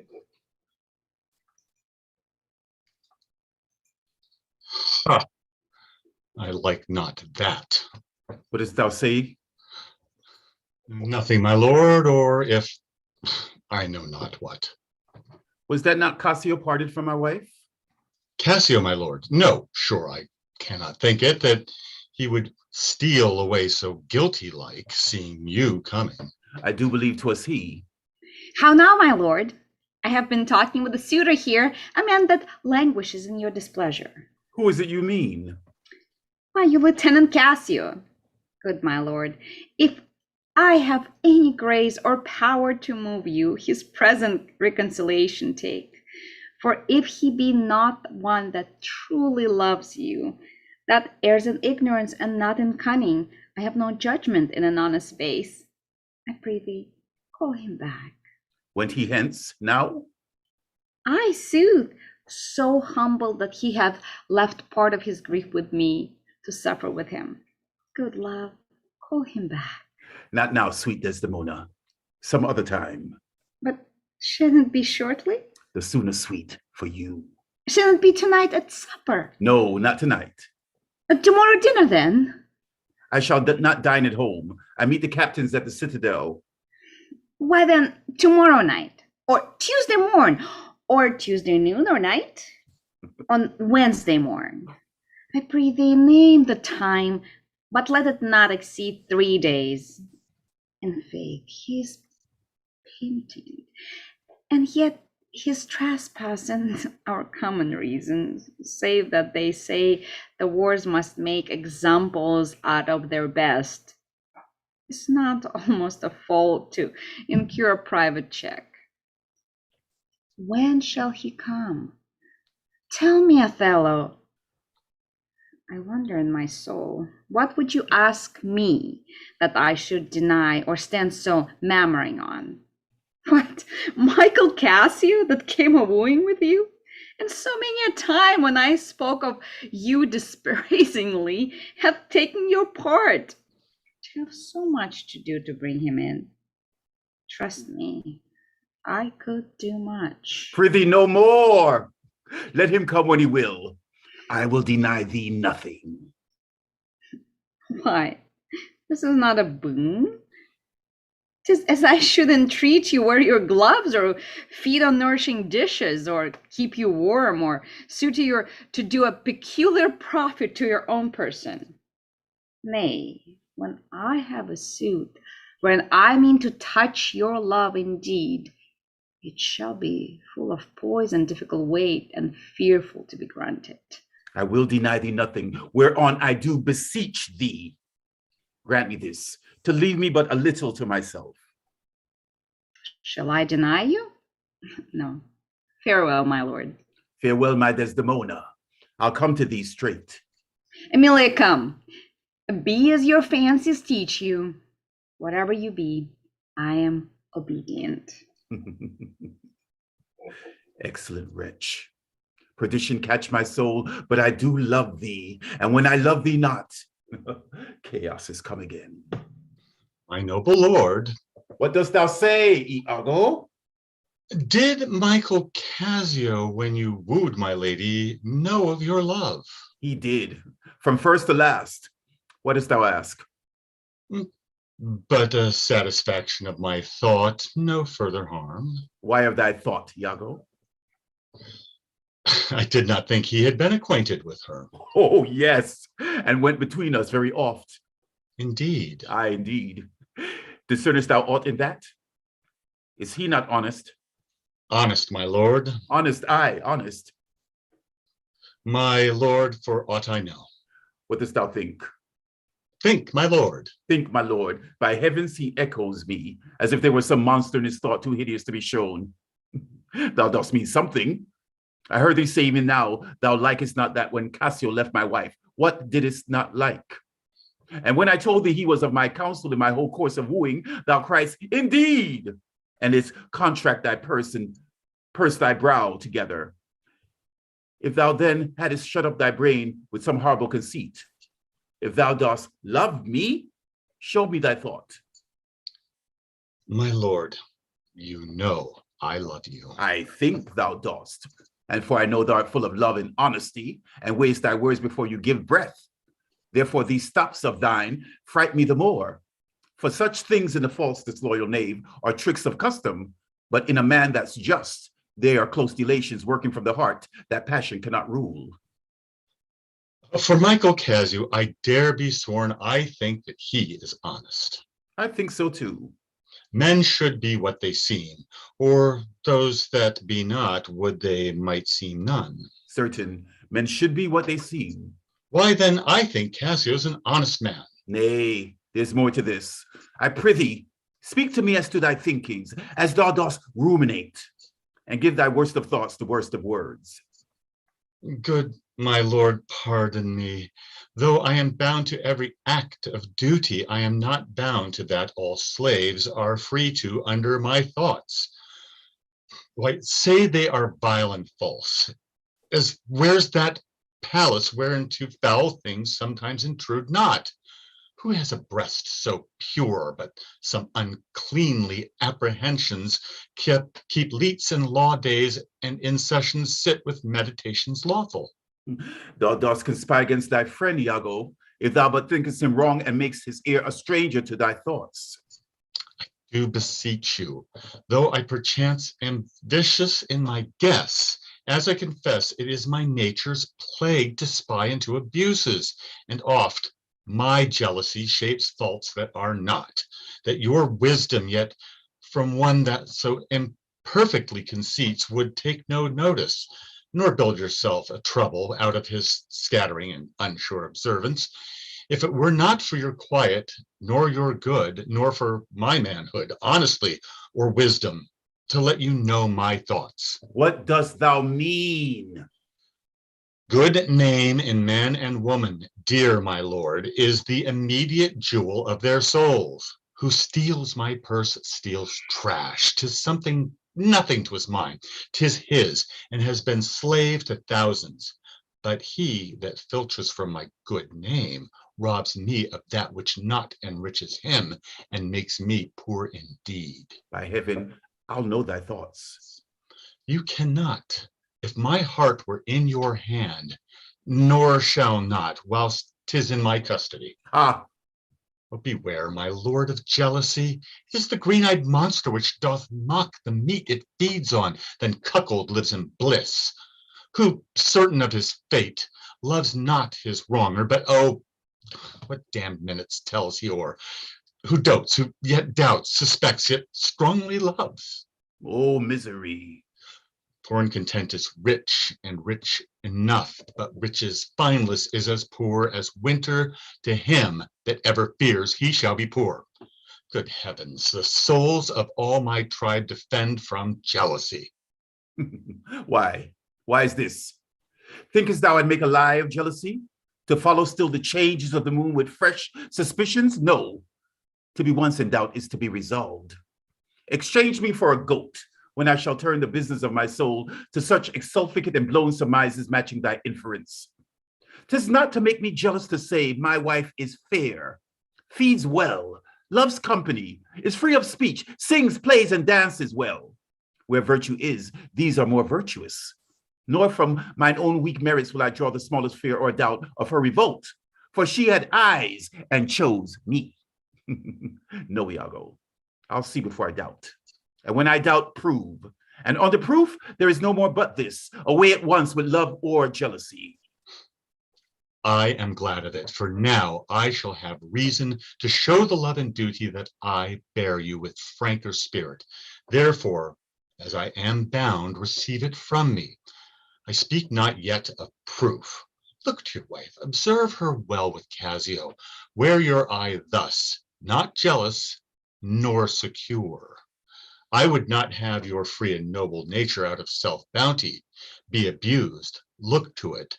I know our country disposition well. In Venice, they do let heaven see the pranks they dare not show their husbands. Their best conscience is not to leave it undone, but keep it unknown. She did deceive her father, marrying you. And when she seemed to shake and fear your looks, she loved them most. And so she did. Why, go then. She that so young could give out such a seeming to seal her father's eyes up close as oak. He thought 'twas witchcraft, but I am much to blame. I humbly do beseech you of your pardon for too much loving you. I am bound to thee forever. I see this hath a little dashed your spirits. Not a jot, not a jot. In faith, I fear it has. I hope you will consider what is spoke comes from my love, but I do see you're moved. I am pray you not to strain my speech to grosser issues, nor to larger reach than to suspicion. I will not. Should you do so, my lord, my speech should fall into such vile success as my thoughts aim not at. Cassio's my worthy friend. My lord, I see you're moved. No, not much moved. I do but think that Desdemona's honest. Long live she so, and long live you to think so. Yet, how nature erring from itself. Aye, there's the point, is to be bold with you, not to affect many proposed matches of her own clime, complexion, and degree, whereto we see in all things nature tends. So, for one may smell in such a will most rank, foul disproportioned thoughts unnatural. But pardon me, I do not in position distinctly speak of her, though I may fear her will, recoiling to her better judgment, may fall to match you with her country forms and happily repent. Farewell, farewell. If more thou dost perceive, let me know more. Set on thy wife to observe. Leave me, Iago. My lord, I take my leave. Why did I marry? This honest creature doubtless sees and knows more, much more than he unfolds. My lord, I would I might entreat your honor to scan this thing no further. Leave it to time. Though it befit the Casio have his place, for sure, he fills it up with great ability. Yet if you please to hold him off a while, you shall by that perceive him and his means. Note, if your lady strain his entertainment with any strong or vehement importunity, much will be seen in that. In the meantime, let me be thought too busy in my fears, as worthy cause I have to fear I am, and hold her free. I do beseech your honor. Fear not my government. I once more take my leave. This fellow's of exceeding honesty, and knows all qualities with the learned spirit of human dealings. If I do prove her haggard, though that her jesses were my dear heartstrings, I'd whistle her off and let her down the wind to pray at fortune, happily, for I am black, and have not those soft parts of conversation that chambers have, for I am declined into the vale of years. Yet that's not much. She's gone, I'm abused, and my relief must be to loathe her, O curse of marriage, that we can call these delicate creatures ours and not their appetites. I had rather be a toad and live upon the vapor of a dungeon than keep a corner in the thing I love for others' uses. Yet, 'tis a plague of great ones. Prerogative are they, less than the base. 'Tis destiny unshunnable like death. Even then this forked plague is fated to us when we do quicken. Desdemona comes. If she be false, oh, then heaven mocks itself. I'll not believe it. How now, my dear Othello? Your dinner and the generous islanders by you invited do attend your presence. I am to blame. Why do you speak so faintly? Are you not well? I have a pain upon my forehead, here. Faith, that's with watching. 'Twill away again. Let me but bind it hard. Within this hour, it will be well. Your napkin is too little. Let it alone. Come, I'll go in with you. I'm very sorry that you're not well. I am glad I found this napkin. This was her first remembrance from the moor. My wayward husband hath 100 times wooed me to steal it, but she so loves the token, for he conjured her she should ever keep it, that she reserves it evermore about her to kiss and to talk to. I have the work taken out, and I'll give it to Iago. What will he do with it? Heaven knows, not I. I nothing but to please his fantasy. How now? What do you here alone? Do not you chide. I have a thing for you. A thing for me. Is it a common thing to have a foolish wife? Oh, is that all? What will you give me now for the same handkerchief? What handkerchief? Oh, what handkerchief? Why, that the Moor gave to Desdemona, that which so often you did bid me steal. Hast stolen it from her? Oh, no, faith. She let it drop by negligence, and to advantage, I, being here, took it up. Look, here it is. A good wench. Give it me. What will you do with it that you have been so earnest to have me filch it? Why, what's that to you? If it be not for some purpose of import, give it me again. Poor lady, she'll run mad when she lack it. Be not known on it. I have use for it. Go, leave me.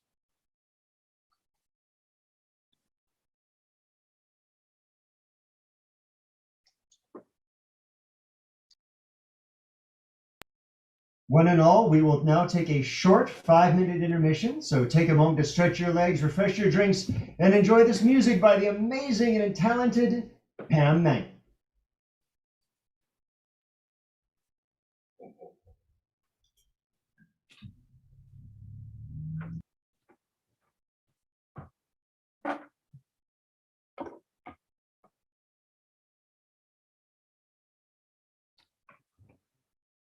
Going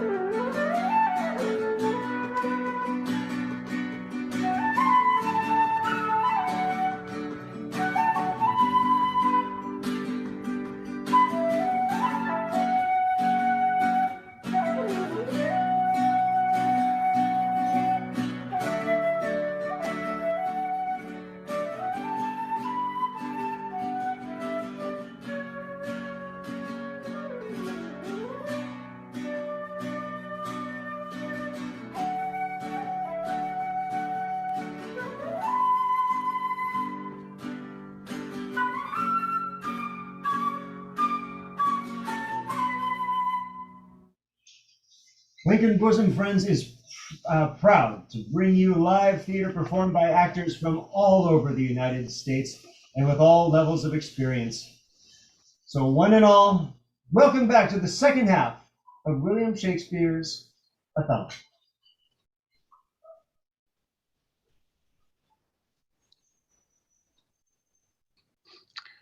I will, in Cassio's lodging, lose this napkin, and let him find it. Trifles light as air are to the jealous, confirmations strong as proofs of holy writ. This may do something. The more already changes with my poison. Dangerous conceits are in their natures poisons, which at the first are scarce found to distaste, but with a little act upon the blood, burn like the mines of sulfur. I did say so. Look where he comes. Not poppy, nor mandragora, nor all the drowsy syrups of the world shall ever medicine thee to that sweet sleep which thou owedst yesterday. False to me. Why, how now, General? No more of that. Avaunt, be gone. Thou hast set me on the rack. I swear, 'tis better to be much abused than to know but a little. How now, my lord? What sense had I of her stolen hours of lust? I saw it not, thought it not, it harmed not me. I slept the next night well, was free and merry. I found not Cassio's kisses on her lips. He that is robbed, not knowing what is stolen, let him not know it, and he is not robbed at all. I'm sorry to hear this. I had been happy if the general camp, pioneers and all, had tasted her sweet body, so I had nothing known.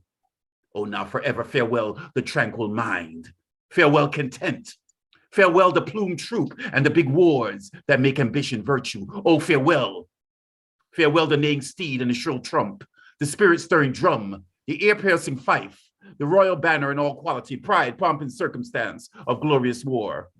And you, O you mortal engines whose rude throats the immortal Jove's dead clamors counterfeit, farewell. Othello's occupation is gone. Is it possible, my lord? Villain, be sure thou prove my love's a whore. Be sure of it. Give me the ocular proof. Or by the worth of man's eternal soul, thou hadst been better have been born a dog than answer to my wicked wrath. Is it come to this?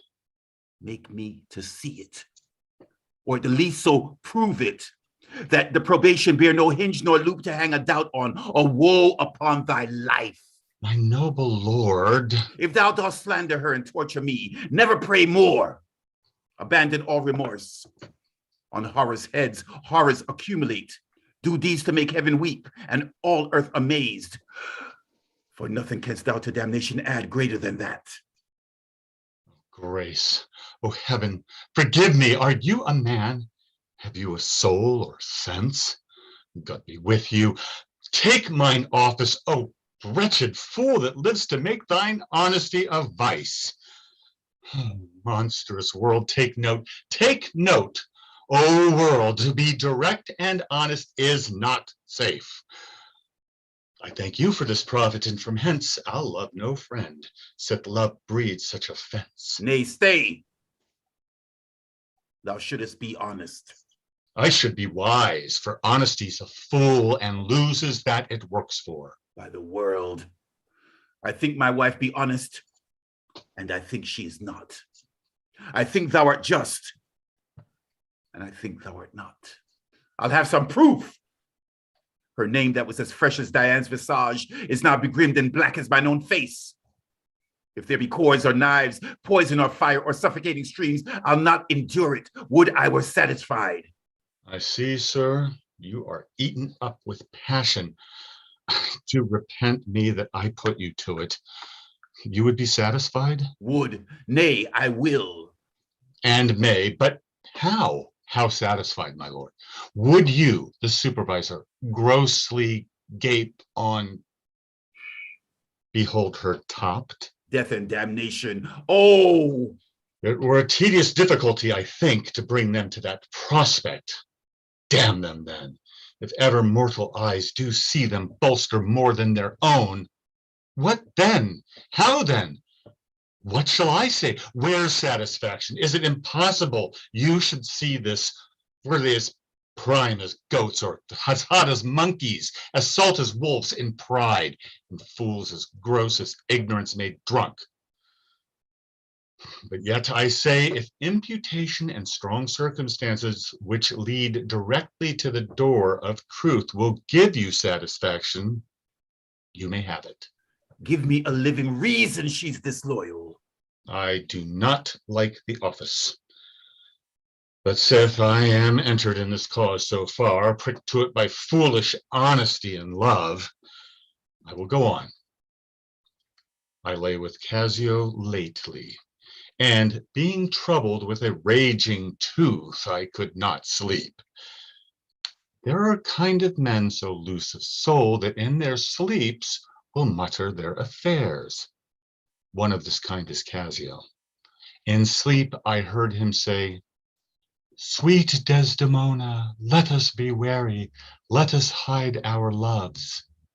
And then, sir, would he gripe and wring my hand, cry, "Oh, sweet creature," and then kiss me hard as it plucked up by kisses by the roots that grew upon my lips, then laid his leg over my thigh and sighed and kissed, and then cried, "Cursed fate that gave thee to the Moor." Oh, monstrous, monstrous.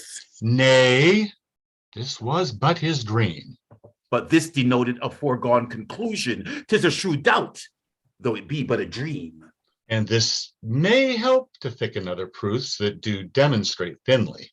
I'll tear her all to pieces. Nay, but be wise. Yet we see nothing done.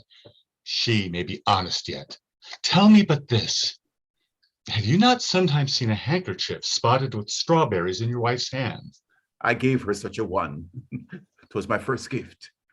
I know not that, but such a handkerchief, I'm sure it was your wife's, did I today see Cassio wipe his beard with. If it be that. If it be that, or any that was hers, it speaks against her with the other proofs. Oh, that the slave had 40,000 lives. One is too poor, too weak for my revenge. Now do I see thus true. Look here, Iago. All my fond love thus do I blow to heaven. 'Tis gone. Arise, black vengeance. From thy hollow cell, yield up, O love, thy crown and hearted throne to tyrannous hate. Swell bosom with thy fraught, for it is of aspic's tongues. Yet be content. Oh, blood, blood, blood! Patience! I say your mind perhaps may change. Never, Iago. Like to the Pontic Sea, whose icy current and compulsive course ne'er feels retiring ebb, but keeps due on to the Pontic and to the Hellespont. Even so, my bloody thoughts with violent pace shall ne'er look back, ne'er ebb to humble love, till that capable and wide revenge swallow them up. Nigh by yonder heaven, in a due reverence of a sacred vow, I here engage my words. Do not rise yet. Witness, you ever burning lights above, you elements that clip us round about. Witness that here Iago doth give up the execution of his wit, hands, heart to wronged Othello's service. Let him command, and to obey shall be in me remorse. What bloody business ever. I greet thy love, not with vain thanks, but with acceptance bounteous, and will upon the instant put thee to it. Within 3 days, let me hear thee say that Cassio's not alive. My friend is dead. 'Tis done at your request. But let her live. Damn her, lewd minx. Oh, damn her. Come, go with me apart. I will withdraw to furnish me with some swift means of death for the fair devil. Now art thou my lieutenant. I am your own forever.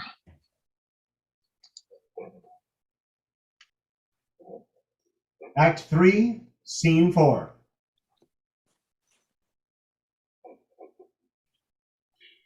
Do you know, sirrah, where Lieutenant Cassio lies? I dare not say he lies anywhere. Why, man? He's a soldier, and for one to say a soldier lies is stabbing. Go to. Where lodges he? To tell you where he lodges is to tell you where I lie. Can anything be made of this? I know not where he lodges, and for me to devise a lodging and say he lies here or he lies there were to lie in mine own throat. Can you inquire him out and be edified by report? I will catechize the world for him, that is, make questions, and by them answer. Seek him and bid him come hither. Tell him I have moved my lord on his behalf, and hope all will be well. To do this is within the compass of man's wit, and therefore I will attempt the doing it. Where should I lose that handkerchief, Amelia? I know not, madam. Believe me, I had rather have lost my purse full of crusados. But my noble Moors, true of mind and made of no such baseness as jealous creatures are, it were enough to put him to ill thinking. Is he not jealous? Who, he? I think the son where he was born drew all such humors from him. Look, where he comes. I will not leave him now till Cassio be called to him. How is it with you, my lord? Well, my good lady. Oh, hardness to dissemble. How do you do, Desdemona? Well, my good lord. Give me your hand. This hand is moist. And yet hath felt no age, no sorrow. This argues fruitfulness and liberal heart. Hot and moist. This hand of yours requires a sequester from liberty, fasting and prayer. Much castigation, exercise devout. For here's a young and sweating devil here that commonly rebels. 'Tis a good hand, a frank one. You may indeed say so, for 'twas that hand that gave away my heart. A liberal hand. The hearts of old gave hands, but our new heraldry is hands, not hearts. I cannot speak of this. Come now, you promise. What promise, Chuck? I have sent to bid Cassio come speak with you. I have a salty rheum that offends me. Lend me your handkerchief. Here, my lord. That which I gave you. I have it not about me. Not. No, indeed, my lord. That is a fault. That handkerchief did an Egyptian to my mother give. She was a charmer and could almost read the thoughts of people. She told her, while she kept it, would make her amiable and subdue my father entirely to her love. But if she lost it or made a gift of it, my father's eyes should hold her loath and his spirit should hunt after new fancies. She dying gave it to me and bid me, when my fate would have me wive, to give it to her. I did so, and take heed on it, making it a darling like your precious eye. To lose it or give it away was such perdition as nothing else could match. Is it possible? 'Tis true. There's magic in the web of it. A sibyl that had numbered in all the world. The sun to course 200 compasses in her prophetic fury sewed the work. The worms were hollowed that did breathe the silk, and it was dyed in mummy, which the skillful conserved the maidens' hearts. Indeed. Is it true? Most veritable. Therefore look to it well. And would to God that I had never seen it. Ah! Wherefore? Why do you speak so startlingly and rash? Is it lost? Is it gone? Speak! Or is it out of the way? Heaven bless us. Say you. It is not lost, but what and if it were? How? I say it is not lost. Fetch it. Let me see it. Why, so I can, sir, but I will not now. This is a trick to put me from my suit.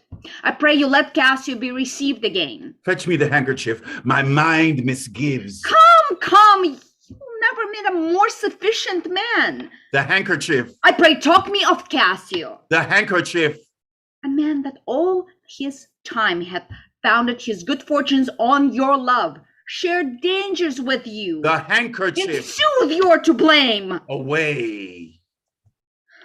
Is not this man jealous? I never saw this before. Sure, there is some wonder in this handkerchief. I'm most unhappy in the loss of it. 'Tis not a year or two shows us a man. They are all but stomachs, and we all but food, to eat us hungrily, and when they are full, they belch us. Look you, Cassio and my husband. There is no other way, 'tis she must do it, and lo, the happiness, go and importune her. How now, good Cassio? What's the news with you? Madam, my former suit, I do beseech you that by your virtuous means I may again exist and be a member of his love, whom I with all the office of my heart entirely honor. I would not be delayed. If my offense be of such mortal kind that nor my service past, nor present sorrows, nor purposed merit in futurity can ransom me into his love again. But to know so must be my benefits, so shall I clothe me in a forced content and shut myself up in some other course to fortune's alms. Alas, thrice gentle Cassio, my advocation is not now in tune. My lord is not my lord, nor should I know him, were he in favors and humor altered. So help me every spirit sanctified, as I have spoken for you all my best, and stood within the blank of his displeasure for my free speech. You must awhile be patient. What I can do, I will, and more I will than for myself I dare. Let that suffice you. Is my lord angry? He went hence but now, and certainly in strange unquietness. He be angry? I have seen the cannon when it hath blown his ranks into the air, and like the devil from his very arm puffed his own brother. And can he be angry? Something of a moment that I will go meet him. There's a matter in it indeed, if he be angry. Prithee, do so. Something sure of state, either from Venice or some unhatched practice made demonstrable here in Cyprus to him, had puddled his clear spirit. And in such cases, man's nature wrangle with inferior things, though great ones are their object. 'Tis even so, for let our finger ache, and it endues our other healthful members even to that sense of pain. Nay, we must think men are not gods, nor of them look for such observances as fit the bridal. Oh, beshrew me much, Amelia. I was unhandsome warrior as I am, arranging his unkindness with my soul.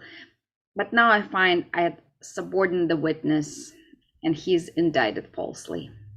Pray heaven it be state matters as you think, and no conception nor no jealous toy concerning you. Alas the day, I never gave him cause. But jealous souls will not be answered so. They are not even jealous for the cause, but jealous for they are jealous. 'Tis a monster begone upon itself, born on itself. Oh, heaven keep that monster from Othello's mind. Oh, lady, amen.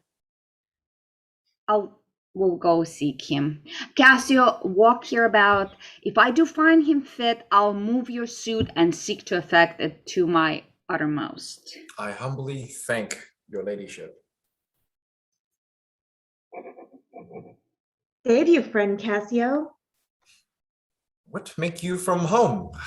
How is it with you, my most fair Bianca? In faith, sweet love, I was coming to your house.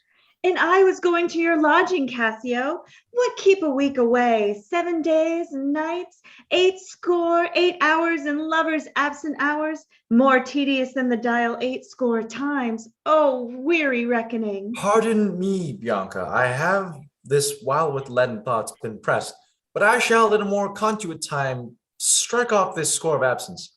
Sweet Bianca, take me this work out. Oh, Cassio, where is this hence came? This some token from a newer friend? To the felt absence now I feel a cause. Is it come to this? Well? Go to, woman. Throw your vile guesses in the devil's teeth from whence you have them. You are jealous now that this is from some mistress, some remembrance. No, in good troth, Bianca. Why, whose is it? I know not, sweet. I found it in my chamber. I like the work well, ere it be demanded. As like enough it will, I have it copied. Take it, and do it, and leave me for this time. Leave you? Wherefore? I do attend here on the general, and think it no addition nor my wish to have him see me womaned. Why, I pray you? Not that I love you not. But that you do not love me.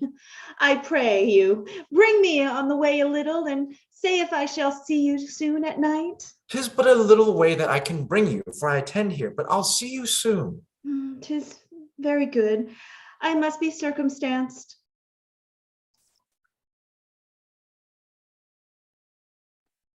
Act 4, Scene 1.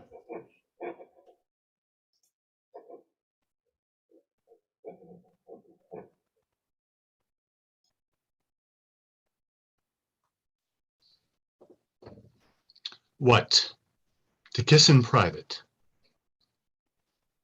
An unauthorized kiss.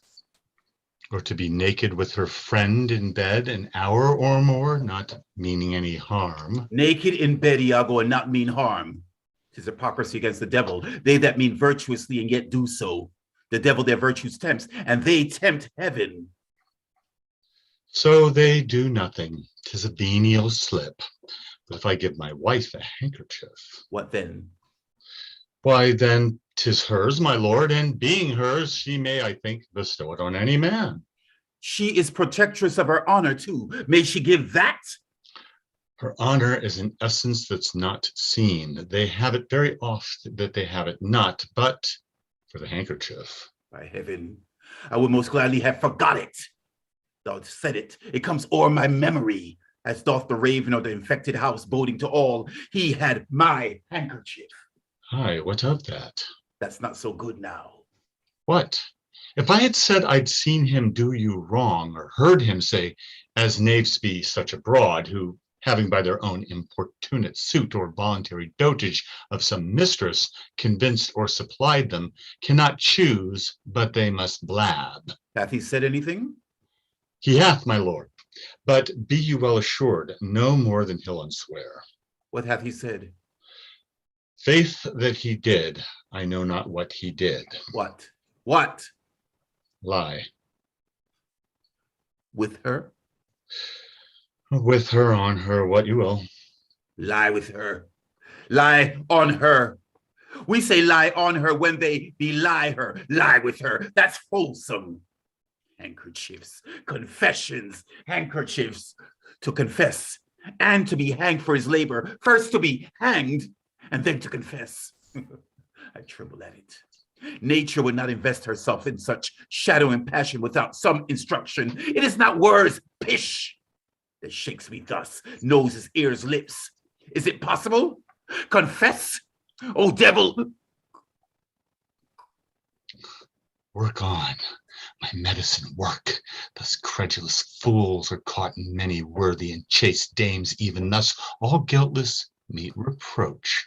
What? Ho, my lord, I say Othello. How now, Cassio? What's the matter? My lord has fallen into an epilepsy. This is his second fit. He had one yesterday. Rub him about the temples. No, forbear. The lethargy must have his quiet course. If not, he foams at mouth and by breaks out to savage madness. Look, he stirs. Do you withdraw yourself a little while? He will recover straight. When he is gone, I would on great occasion speak with you. How is it, General? Have you not hurt your head? Dost thou mock me? I mock you? No, by heaven. You would bear your fortune like a man. A horned man's a monster and a beast. There's many a beast, then, in a populous city, and many a civil monster. Did he confess it? Good sir, be a man. Think every bearded fellow that's but yoked may draw with you. There's millions now alive that nightly lie in those unproper beds which they dare swear peculiar. Your case is better. Oh, 'tis the spite of hell, the fiend's arch mock, to lip a wanton in a secure couch, and to suppose her chaste. No, let me know. And knowing what I am, I know what she shall be. Oh, thou art wise, 'tis certain. Stand you a while apart. Confine yourself but in a patient list. Whilst you were here o'erwhelmed with your grief, the passion most unsuiting such a man, Cassio came hither. I shifted him away and laid good excuse upon your ecstasy, bade him anon return, and here speak with me, the which he promised. Do but encave yourself and mark the fleers, the jibes, and the notable scorns that dwell in every region of his face, for I will make him tell the tale anew, where, how oft, how long ago, and when he hath and is again to cope your wife. I say, but mark his gesture, marry patience, or I shall say you are all, in spleen and nothing of a man. Dost thou hear, Iago? I will be found most cunning in my patient, but dost thou hear, most bloody? That's not amiss, but yet keep time in all. Will you withdraw? Now will I question Cassio of Bianca, a housewife that by selling her desires buys herself bread and clothes. There's a creature that dotes on Cassio, as 'tis the strumpet's plague to beguile many and be beguiled by one. He, when he hears of her, cannot refrain from the excess of laughter. Here he comes. As he shall smile, Othello shall go mad, and his unbookish jealousy must construe poor Cassio's smiles, gestures, and light behavior quite in the wrong. How do you now, Lieutenant? The worser that give you me the edition, whose want even kills me. Apply Desdemona well, and you are sure on it. Now, if this suit lay in Bianca's power, how quickly should you speed? Alas, poor caitiff. Look how he laughs already. I never knew a woman love man so. Alas, poor rogue, I think in faith she loves me. Now he denies it faintly and laughs it out. Do you hear, Cassio? Now he importunes him to tell it o'er. Go to, well said, well said. She gives it out that you shall marry. Hey, do you intend it? Do you triumph, Roman? Do you triumph? I marry her? What? A customer? Prithee, bear some charity to my wit. Do not think it so unwholesome. So. They laugh that win.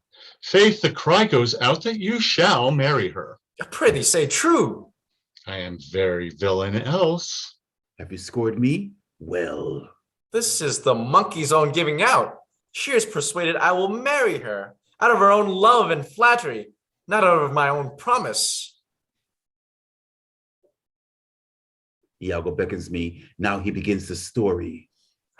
She was here even now. She haunts me in every place. I was the other day talking on the sea bank with certain Venetians, and thither comes the bauble. And by this hand she falls on me, thus about my neck. Crying, oh dear Cassio, as it were, his gesture imports it. So hangs and lolls and weeps upon me. So hails and pulls me. Now he tells how she plucked him to my chamber. Oh, I see that nose of yours, but not that dog I shall throw it to. Well, I must leave her company. Before me, look where she comes. 'Tis such another fit you. Marry a perfumed one. What do you mean by this haunting of me? Let the devil and his damned haunt you. What did you mean by that same handkerchief you gave me even now? I was a fine fool to take it. I must take out the work, a likely piece of work, that you should find it in your chamber and know not who left it there. This is some minx token, and I must take it out the work. There. Give it to your hobby horse. Wheresoever you had it, I'll take no work on it. How now, my sweet Bianca? How now? How now? By heaven, that should be my handkerchief. And you'll come to supper tonight? You may, and you will not. Come when you're next prepared for. After her. Faith, I must. She'll rail in the street else. Will you sup there? Faith, I intend so. Well, I may chance to see you, for I would very fain speak with you. Prithee, come, will you? Go to, say no more. How shall I murder him, Iago? Did you perceive how he laughed at his vice? Oh, Iago. And did you see the handkerchief? Was that mine? Yours by this hand, and to see how he prizes the foolish woman, your wife. She gave it him, and he hath given it his whore. I would have him 9 years a killing, a fine woman, a sweet woman, a fair woman. Nay, you must forget that. Aye, let her rot and perish and be damned tonight, for she shall not live. No, my heart is turned to stone. I strike it, and it hurts my hand. Oh, the world hath not a sweeter creature. She might lie at an emperor's side and command him tasks. Nay, that's not your way. Hang her. I do but say what she is. So delicate with her needle, an admirable musician. Oh, she will sing the savageness out of a beer, of so high and plenteous wit and invention. She's the worse for all this. Oh, 1,000,000 times, and then of so gentle a condition. Aye, too gentle. Nay, that's certain. But yet the pity of it, Iago. Oh, Iago, the pity of it. If you are so fond over her iniquity, give her patent to offend, for if it touch you not, it comes near nobody. I will chop her into messes.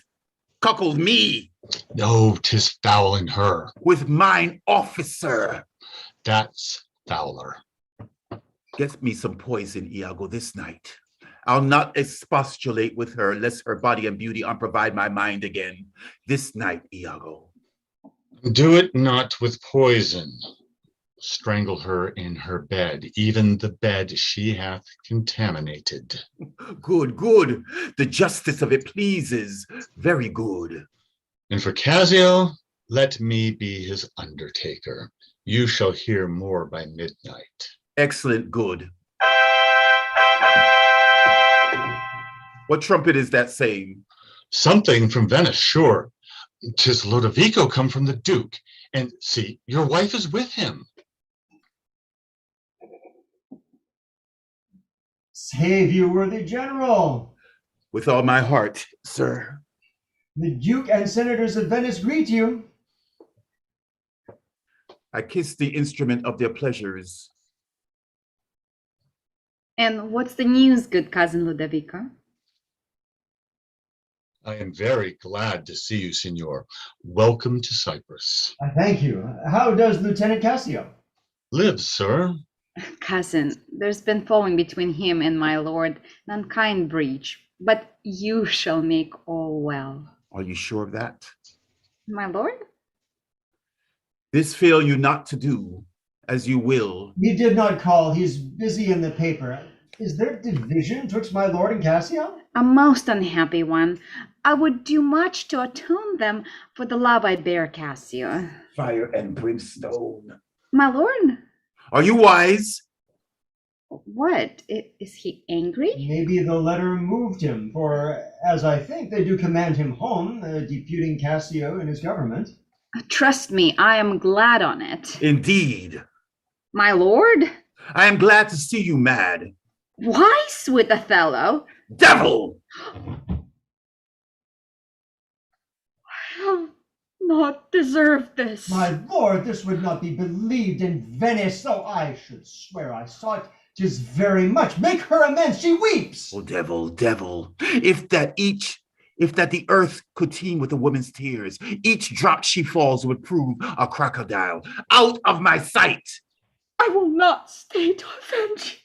Truly an obedient lady, I do beseech your lordship, call her back. Mistress!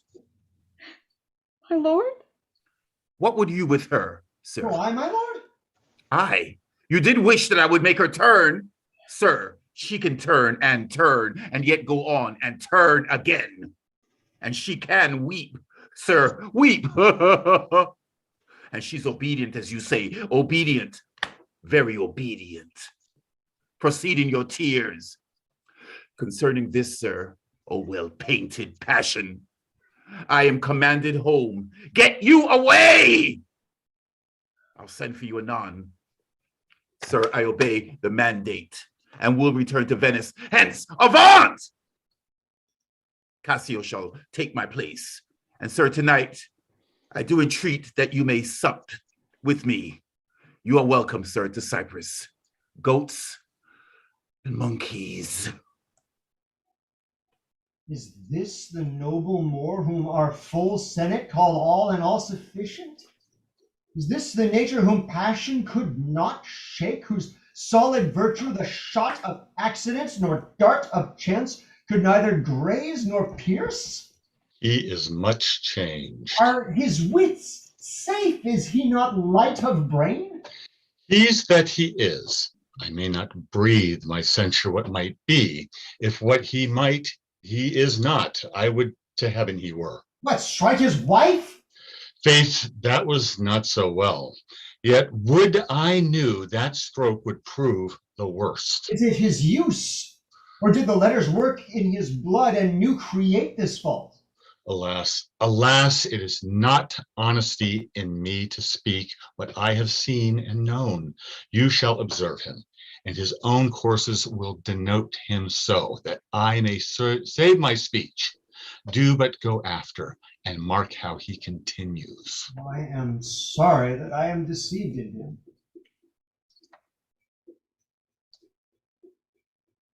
Act 4, Scene 2. You have seen nothing then? Nor ever heard, nor ever did suspect. Yes, you have seen Cassio and she together. But then I saw no harm, and then I heard each syllable that breath made up between them. What? Did they never whisper? Never, my lord. Nor send you out of the way? Never. To fetch her fan, her gloves, her mask? Nor nothing? Never, my lord. That's strange. I durst, my lord, to wager she is honest. Lay down my soul at stake if you think other. Remove your thought, it doth abuse your bosom. If any wretch have put this in your head, let heaven requite it with the serpent's curse. For if she be not honest, chaste, and true, there's no man happy. The purest of their wives is foul as slander. Bid her come hither. Go! She says enough. Yet she's a simple bawd that cannot say as much. This is a subtle whore, a closet lock and key of villainous secrets, and yet she'll kneel and pray. I've seen her do it. My lord, what is your will? Pray, Chuck, come hither. What is your pleasure? Let me see your eyes. Look in my face. What horrible fancy is this? Some of your function, mistress. Leave procreants alone and shut the door. Cough or cry if anybody come. Your mystery, your mystery. Nay, dispatch. Upon my knees, what doth your speech import? I understand a fury in your words, but not the words. Why, what art thou? Your wife, my lord. Your true and loyal wife. Come, swear it. Damn thyself. Lest being like one of heaven, the devils themselves should fear to seize thee. Therefore be double damned. Swear thou art honest. Heaven doth truly know it. Heaven truly knows that thou art false as hell. To whom, my lord? My whom? How? Oh, Desdemona! Away, away, away! Alas, the heavy day! Why do you weep? Am I the motive of these tears, my lord? If haply your father do suspect an instrument of this your calling back, lay not your blame on me. If you have lost him, why, I have lost him too. Had it pleased heaven to try me with affliction, had they rained all kinds of sores and shame on my bare head, steeped me in poverty to my very lips, given to captivity me and my utmost hopes, I should have found in some place of my soul a drop of patience. But alas, to make me a fixed fixture for the time of scorn, to point his slow, unmoving finger at. Yet I could bear that too, well, very well. But there, where I have garnered up my heart, where either I must live or bear no life, the fountain from which my current runs or else dries up, to be discarded thence, or keep it as a cistern for foul toes to not engender in, turn thy complexion there, patience.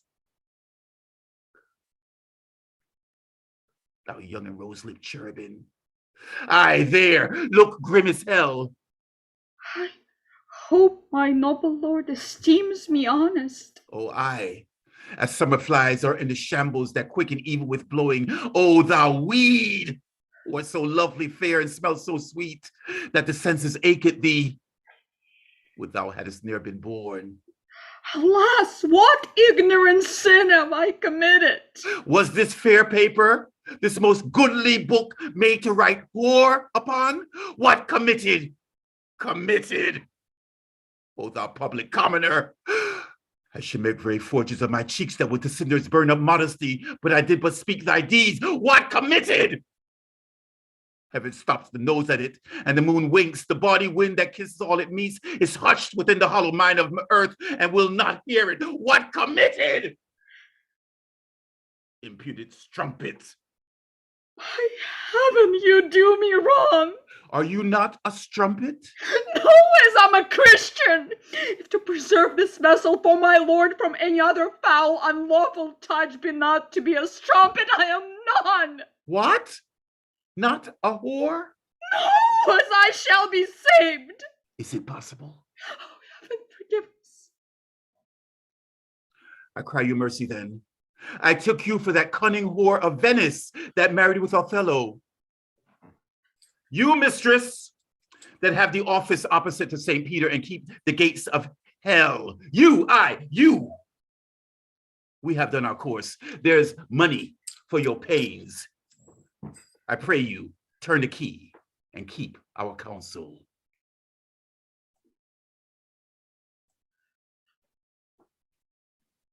Alas, what does this gentleman conceive? How do you do, madam? How do you, my good lady? Half asleep. Good madam, what's the matter with my lord? Who? Why, with my lord, madam. Who's thy lord? He that is yours, sweet lady. I have none. Do not talk to me, Amelia. I cannot weep, nor answer have I none but what should go by water. Prithee, tonight lay on my bed my wedding sheets, remember, and call thy husband hither. Here's a change indeed. 'Tis meet I should be used so. Very meet. How have I been behaved that he might stick the smallest opinion on my least misuse? What is your pleasure, madam? How is it with you? I cannot tell. Those that do teach young babes to do it with gentle means and easy tasks. He might have chid me so, for in good faith I'm a child to chide. What's the matter, lady? Alas, Iago, my lord hath so behorred her, thrown such despite and heavy terms upon her, as true hearts cannot bear. Am I that name, Iago? What name, fair lady? Such as she says my lord did say I would. He called her whore, a beggar in his drink, could not have such lanes of terms upon his calette. Why did he so? I do not know. I am sure I am none such. Do not weep, do not weep. Alas, day. Hath she forsook so many noble matches, her father and her country and her friends, to be called whore? Would it not make one weep? It is my wretched fortune. Shrew him for it. How comes this trick upon him? May heaven doth know it. I will be hanged if some eternal villain, some busy and insinuating rogue, some causing slave to get some office, have not devised this slander. I'd be hanged else. Aye, there is no such man. It is impossible. If any such there be, heaven pardon him. A hole to pardon him, and hell gnaw his bones. Why should he call her whore? Who keeps her company? What place, what time, what form, what likelihood?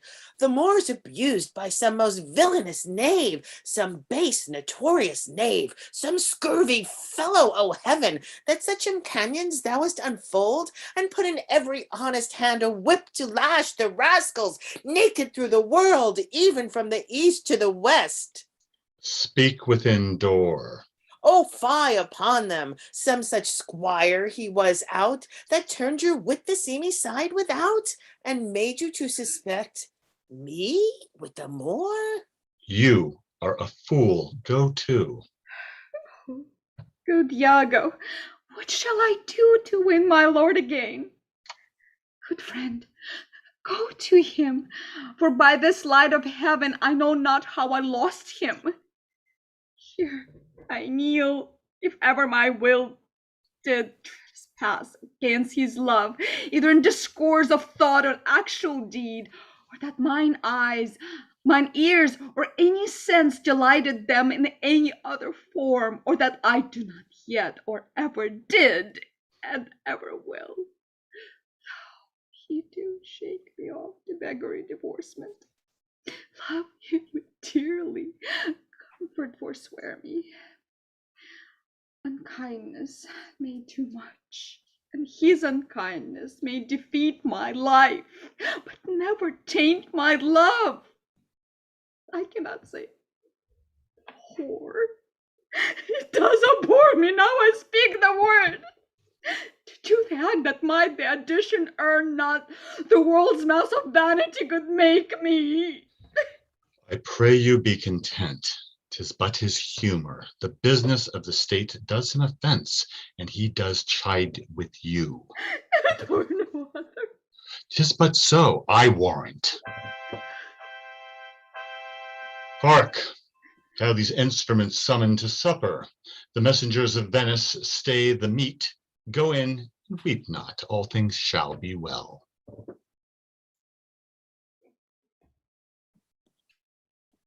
How now, Roderigo? I do not find thou dealst justly with me. What? In the contrary. Every day thou daffest me with some device, Iago, and rather, as it seems to me now, keepest from me all conveniency that suppliest me with the least advantage of hope. I will indeed no longer endure it, nor am I yet persuaded to put up in peace what already I have foolishly suffered. Will you hear me, Roderigo? Faith, I have heard too much, for your words and performances are no kin together. You charge me most unjustly. With naught but truth. I have wasted myself out of my means. The jewels you have had from me to deliver to Desdemona would half have corrupted a votarist. You have told me she hath received them, and returned me expectations and comforts of sudden respect and acquaintance. But I find none. Well, go to. Very well. Very well. Go to. I cannot go to, man, nor 'tis not very well.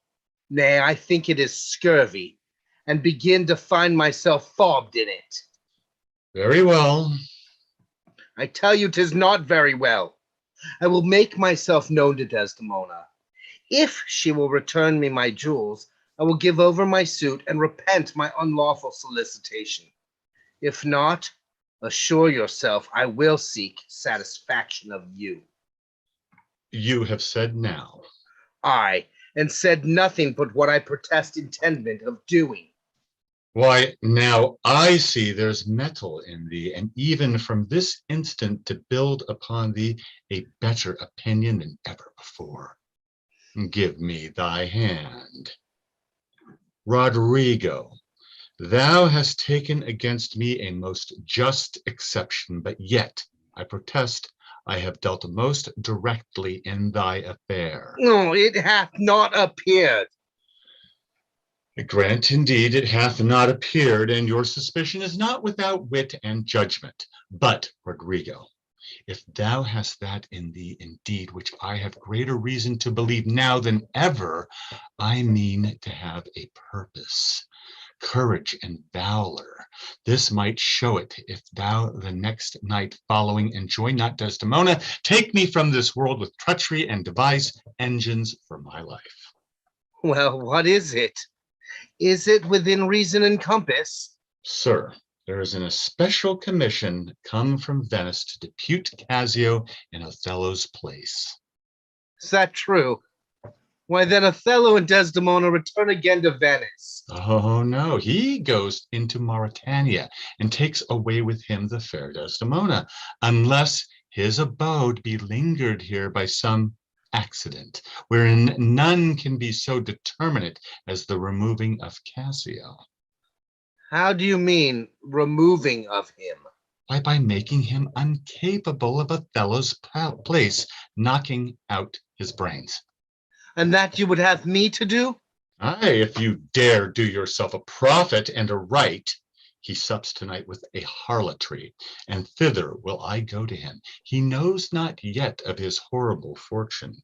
If you will watch his going thence, which I will fashion to fall out between 12 and 1, you may take him at your pleasure.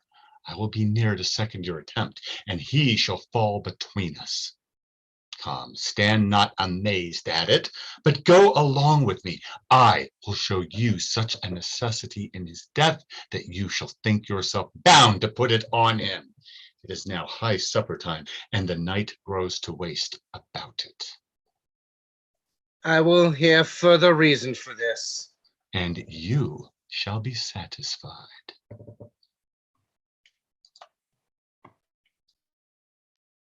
Act 4, Scene 3. I do beseech you, sir, trouble yourself no further. Oh, pardon me. 'Twill do me good to walk. Madam, good night. I humbly thank your ladyship. Your honor is most welcome. Will you walk, sir? Oh, Desdemona. My lord. Get you to bed on the instant. I will be returned forthwith. Dismiss your attendant there. Look it be done. I will, my lord. How goes it now? He looks gentler than he did. He says he will return incontinent. He hath commanded me to go to bed and bade me to dismiss you. Dismiss me? It was his bidding, therefore, good Amelia, give me my nightly wearing and adieu. We must not now displease him. I would you had never seen him.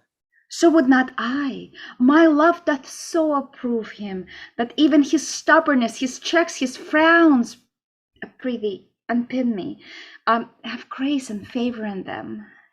I have laid those sheets you bade me on the bed. All's one. Good faith, how foolish are our minds. If I do die before thee, prithee, shroud me in one of those sheets. Come, you talk. My mother had a maid called Barbara. She was in love, and he she loved proved mad, and did forsake her. She had a song of Othello, an old thing 'twas, but it expressed her fortune, and she died singing it. That song tonight will not go from my mind. I have much to do but to go hang my head all at one side and sing it like poor Barbara. Prithee, dispatch. Shall I go fetch your nightgown? No, unpin me here. This Ludovico is a proper man. A very handsome man. He speaks well. I know a lady in Venice would have walked barefoot to Palestine for a touch of his nether lip. Poor soul singing by a sycamore tree, sing all the green willow. Her hand on her bosom, her hand on her knee, sing willow, willow, willow. The fresh streams run by her and murmur in her moans, sing willow, willow, willow. She said tears fell from it, softened the stones. Lay by these, sing willow, willow, willow. Prithee, hie thee, he'll come on. Sing all the green willow might be my God. Let nobody blame him, his scorn I have proved. That's not next. Hark! Who's that knocks? It's the wind.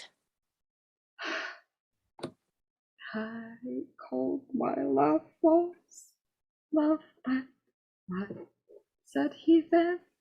Sing willow, willow, willow. If God I court more women, he'll couch with more men. So get thee gone. Good night. Mine eyes do itch.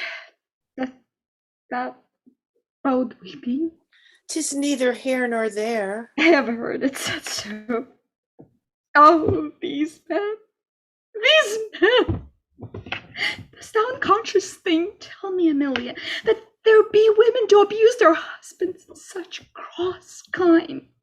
There be some, no question. Wouldst thou do such a deed for all the world?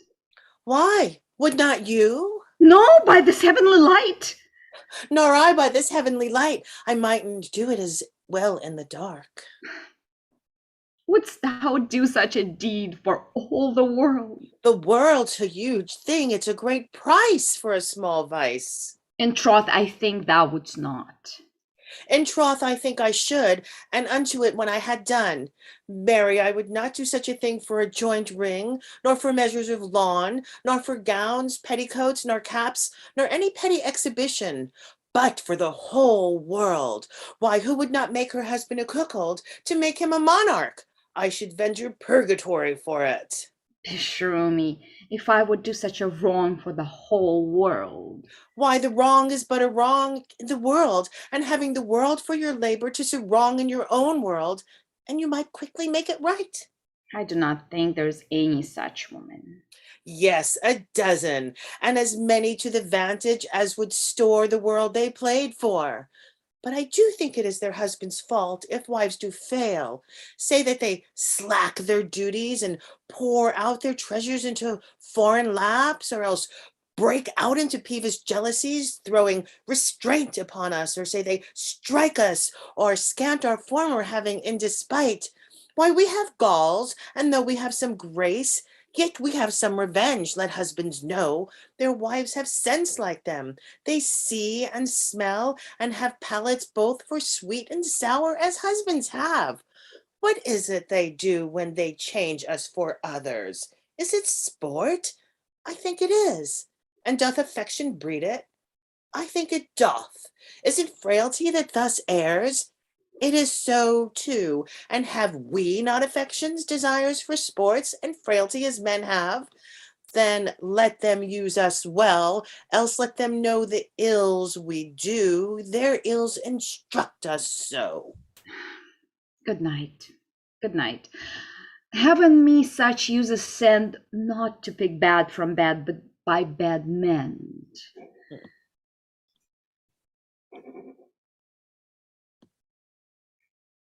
Act 5, Scene 1.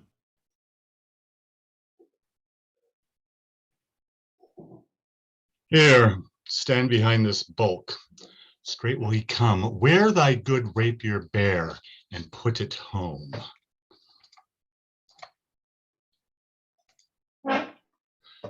Quick, quick. Fear nothing. I'll be at thy elbow. It makes us or it mars us. Think on that and fix most firm thy resolution. Be near at hand. I may miscarry in it. Here, at thy hand, be bold and take thy stand. I have no great devotion to the deed, and yet he hath given me satisfying reasons. 'Tis but a man gone. Forth my sword, he dies. I have rubbed this young quat almost to the sense, and he grows angry. Now, whether he kill Cassio or Cassio him, or each do kill the other, every way makes my gain. The Rodrigo, he calls me to a restitution large of gold and jewels that I bobbed from him as gifts to Desdemona. It must not be. Cassio do remain, he hath a daily beauty in his life that makes me ugly. And besides, the more may unfold me to him, there stand I in much peril. No, he must die. But so, I hear him coming. Oh, I know his gait. 'Tis he. Villain, thou diest. Ah! Ah! That thrust had been mine enemy indeed, but that my coat is better than thou knowest. I will make proof of thine. Ah! Oh! Ah! Oh, I am slain. Ah! I'm maimed forever. Help! Ho! Murder! Murder! The voice of Iago, the voice of Cassio. Iago keeps his word. Oh, villain that I am! It is even so. Oh, help! Ho! Light, the surgeon! 'Tis he, O brave Iago, honest and just, that has such noble sense of thy friend's wrong. Thou teachest me, minion, your dear lies dead, and your unblessed fate highs. Strumpet, I come! Forth in my heart, whose charms thine eyes are blotted, thy bed lust stained shall with lust blood be spotted. What ho! No watch, no passage! Murder! Murder! Some mischance, this cry is very direful. Oh, help! Hark! Oh, wretched villain! 2 or 3 groan. It is a heavy night. These may be counterfeits. Let's think unsafe to come into the cry without more help. Nobody come? Then shall I bleed to death. Hark! This one comes in his shirt with light and weapons. Who's there? Whose noise is this that one cries on murder? We do not know. Did you not hear a cry? Here, here, for heaven's sake, help me! What's the matter? This is Othello's ancient, as I take it. The same indeed, a very valiant fellow. What, are you here that cry so grievously? Iago? Oh, I am spoiled, undone by villains. Give me some help. Oh, me, Lieutenant. What villains have done this? I think that one of them is hereabout, and I cannot make way. Oh, treacherous villains. What are you there? Come in and give some help. Oh, help me. That's one of them. Oh, murderous slave. Oh, villain. Oh, damned Iago. Oh, inhuman dog. Hill men in the dark. Where be these bloody thieves? How silent is this town? Ho! Murder! Murder! What may you be? Are you of good or evil? As you shall prove us, brave us. Signor Lodovico, Ye, sir. I cry your mercy. Here's Cassio, hurt by villains. Cassio! How is it, brother? My leg is cut in two. Marry, heaven forbid. Light, gentlemen, I'll bind it with my shirt. What is the matter? Who is it that cried? Who is it that cried? Oh, my dear Cassio, my sweet Cassio. Oh, Cassio. Oh, notable strumpet. Cassio, may you suspect who they should be that have thus many led you? No. I am to find you. Thus, I have been to seek you. Lend me a garter, or so Oh, for a chair, to bear him easily hence. Alas, he faints. Oh, Cassio, oh, Cassio, Cassio. Gentlemen all, I do suspect this trash to be a party in this injury. Patience a while. Good Cassio, come, lend me a light. Know we this face or no?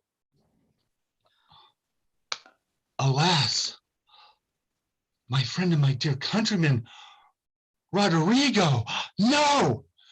Yes, sure. Oh, heaven, Roderigo! What, of Venice? Even he, sir, did you know him? Know him, aye. Signor Graciano, I cry you gentle pardon. These bloody accidents must excuse my manners that so neglected you. Oh, I am glad to see you. How do you, Cassio? Oh, a chair, a chair! Roderigo! Tis he. Oh, that's well said. The chair. Some good man bear him carefully from hence. I'll fetch the general surgeon. For you, mistress, save you your labor. He that lies slain here, Cassio, was my dear friend. What malice was between you? None in the world, nor do I know the man. What? You look pale. Oh, bear him out of the air. Stay, you good gentleman. Look you pale, mistress? Do you perceive the ghastness of her eye? Nay, you stare. We shall hear more anon. Behold her well, I pray you. Look upon her. Do you see, gentlemen? Nay, guiltiness will speak through tongues were out of use. Lass, what's the matter? What's the matter, husband? Cassio hath been here set on in the dark by Roderigo, and fellows that are scaped. He's almost slain, and Roderigo dead. Alas, good gentleman! Alas, good Cassio! This is the fruit of whoring. Prithee, Amelia, go know of Cassio where he supped tonight. Why do you shake at that? He supped at my house, but I therefore shake not. Oh, did he so? I charge you go with me. Fie, fie upon thee, strumpet! I am no strumpet, but of life as honest as you that dost abuse me. As I fie upon thee. Kind gentlemen, let's go see poor Cassio dressed. Come, mistress, you must tell's another tale. Amelia, run you to the citadel and tell my lord and lady what hath happed. Will you go on? I pray. This is the night that either makes me or fordoes me quite.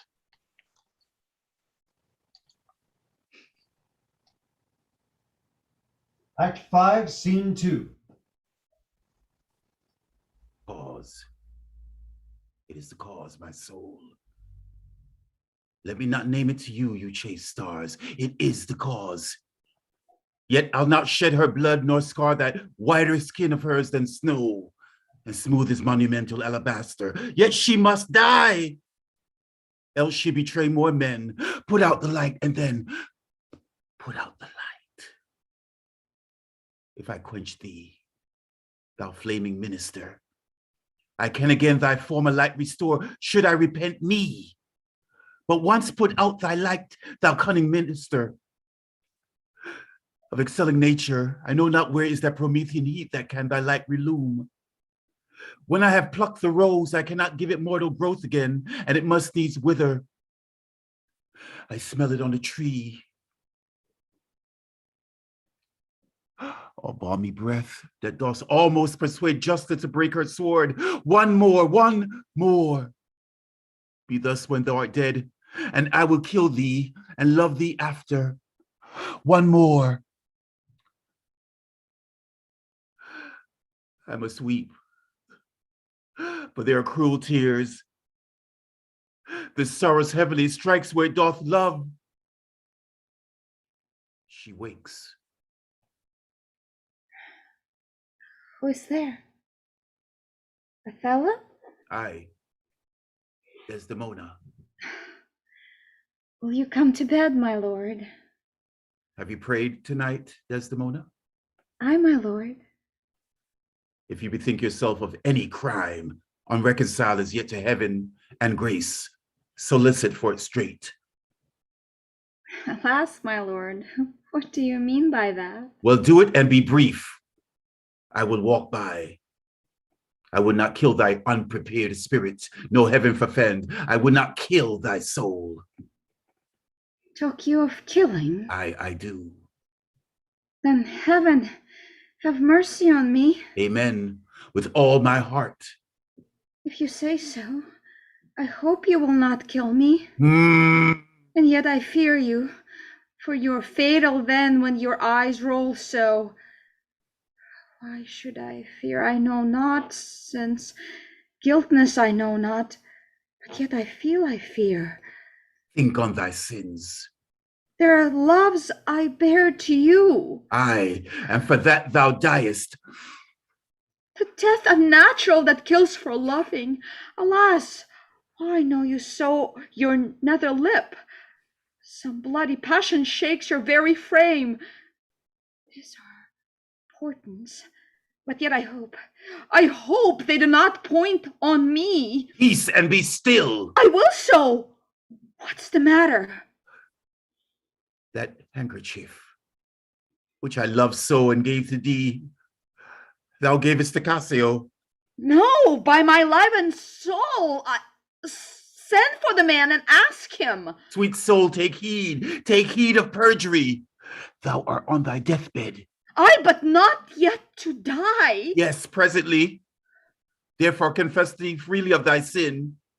For to deny each article with oath cannot remove, nor choke the strong conception that I do grow withal. Thou art to die. Then Lord have mercy on me. I say amen. And have you mercy too. I never did offend you in my life, never loved Cassio, but with such general warranty of heaven as I might love. I never gave him token.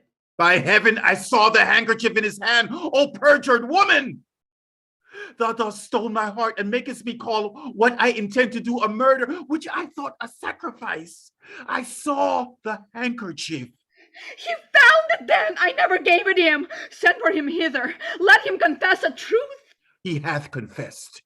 What, my lord? That he hath used thee. How? Unlawfully? Aye. You will not say so. No. His mouth is stopped. Honest Iago hath taken order for it. Oh my! Fear interprets. What? Is he dead? Had all this here has been lies, my great revenge had stomach for them all. Alas, he is betrayed and I am undone. Out, strumpet! Weepest thou for me in my face? Oh, banish me, my lord, but kill me not. Thou, strumpet! Oh, kill me tomorrow. Let me live. Nay, if you strive. But half an hour. Being done, there is no pause. But while I say one prayer. It's too late.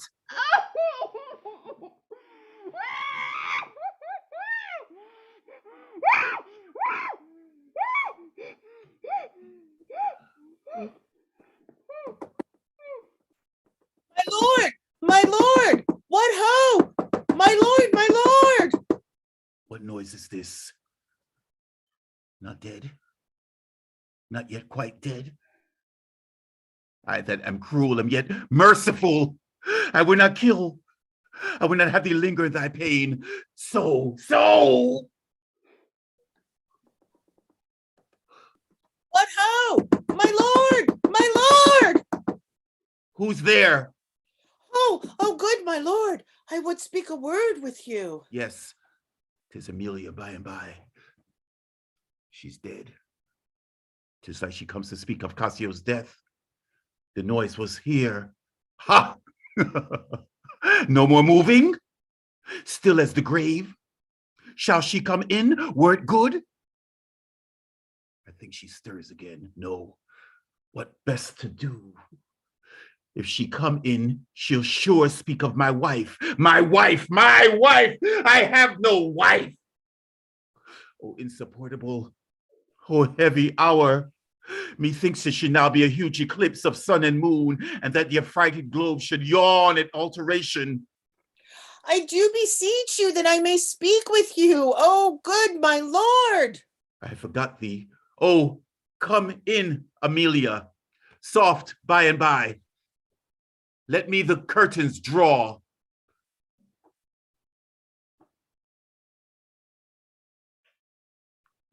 Where art thou? What's the matter with thee now? Oh, my good lord, yonder's foul murder's done. What now? But now, my lord. It is the very error of the moon. She comes more nearer earth than she was wont, and makes men mad. Cassio, my lord, hath killed a young Venetian called Rodrigo. Rodrigo killed, and Cassio killed. No, Cassio is not killed. Not Cassio killed. Then murder's out of tune, and sweet revenge grows harsh. Fall asleep, Marc. Alas, what cry is that? That? What? Out and alas, that was my lady's voice. Help, help, oh help. Oh lady, speak again. Sweet Desdemona, oh sweet mistress, speak. Oh, who hath done this deed? Oh, Patty, I myself, farewell, commands me to my kind lord. Oh, farewell. Why? How should she be murdered? Alas, oh no, You heard her say herself, it was not I. She said so, I must needs reward the truth. She's like a liar gone to burning hell. 'Twas I that killed her. Oh, the more angel she and you the blacker devil. She turned to folly, and she was a whore. Thou dost belie her, and thou art a devil. She was as false as water. Thou art rash as fire to say that she was false. Oh, she was heavenly true. Cassio did top her. Ask thy husband else. Oh, I were damned beneath all depth in hell, but that I did proceed upon just grounds to this extremity. Thy husband knew it all. My husband? Thy husband. That she was false to wedlock? Aye, with Cassio. Nay, had she been true, if heaven would make me such another world of one entire and perfect chrysolite, I would not have sold her for it. My husband? Aye, 'twas he that told me first. An honest man he is, and hates the slime that sticks on filthy deeds. My husband? What needs this iteration, woman? I say thy husband. Oh, mistress villainy has made mocks with love. My husband say that woman. she was false. I say thy husband. Dost understand the word?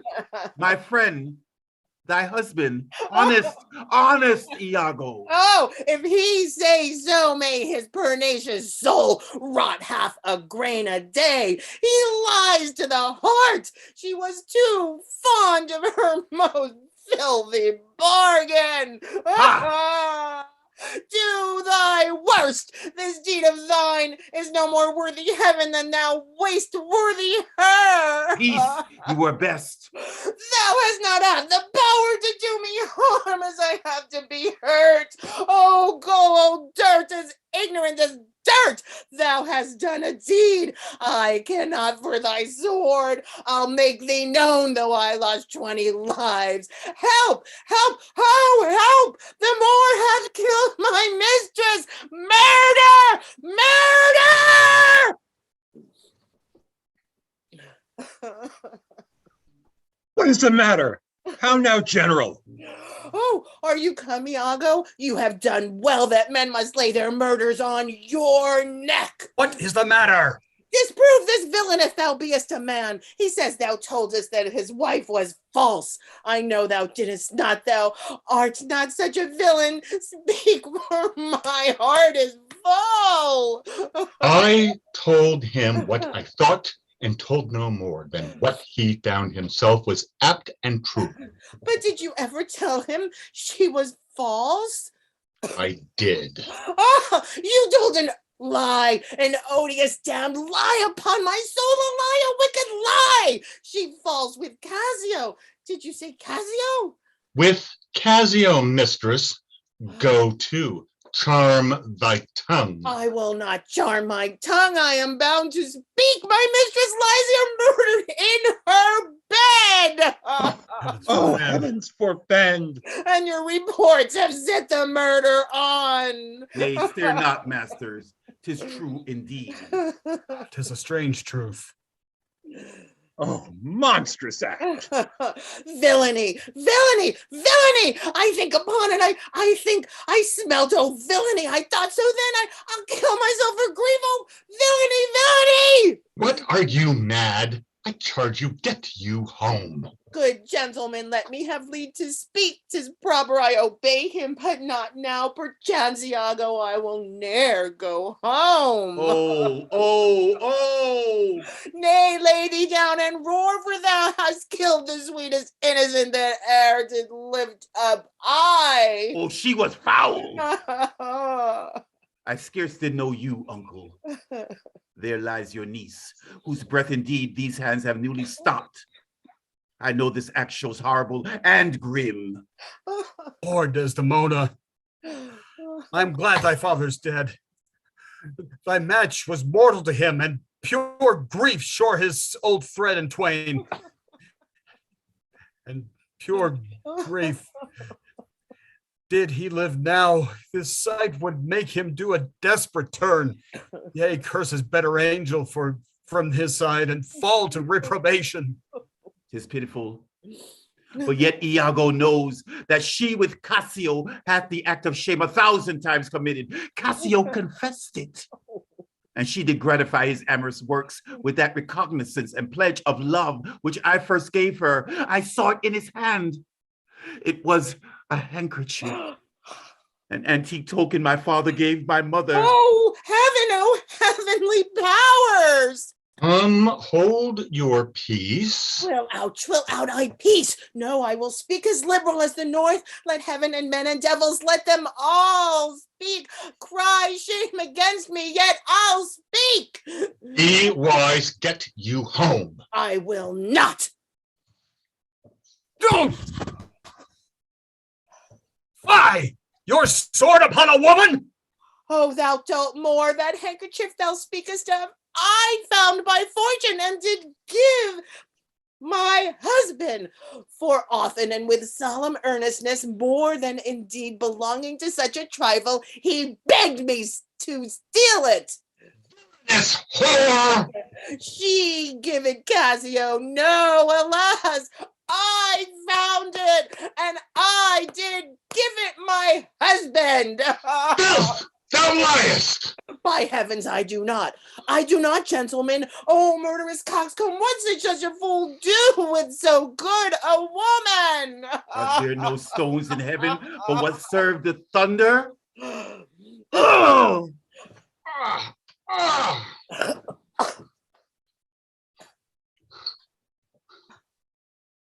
The woman falls.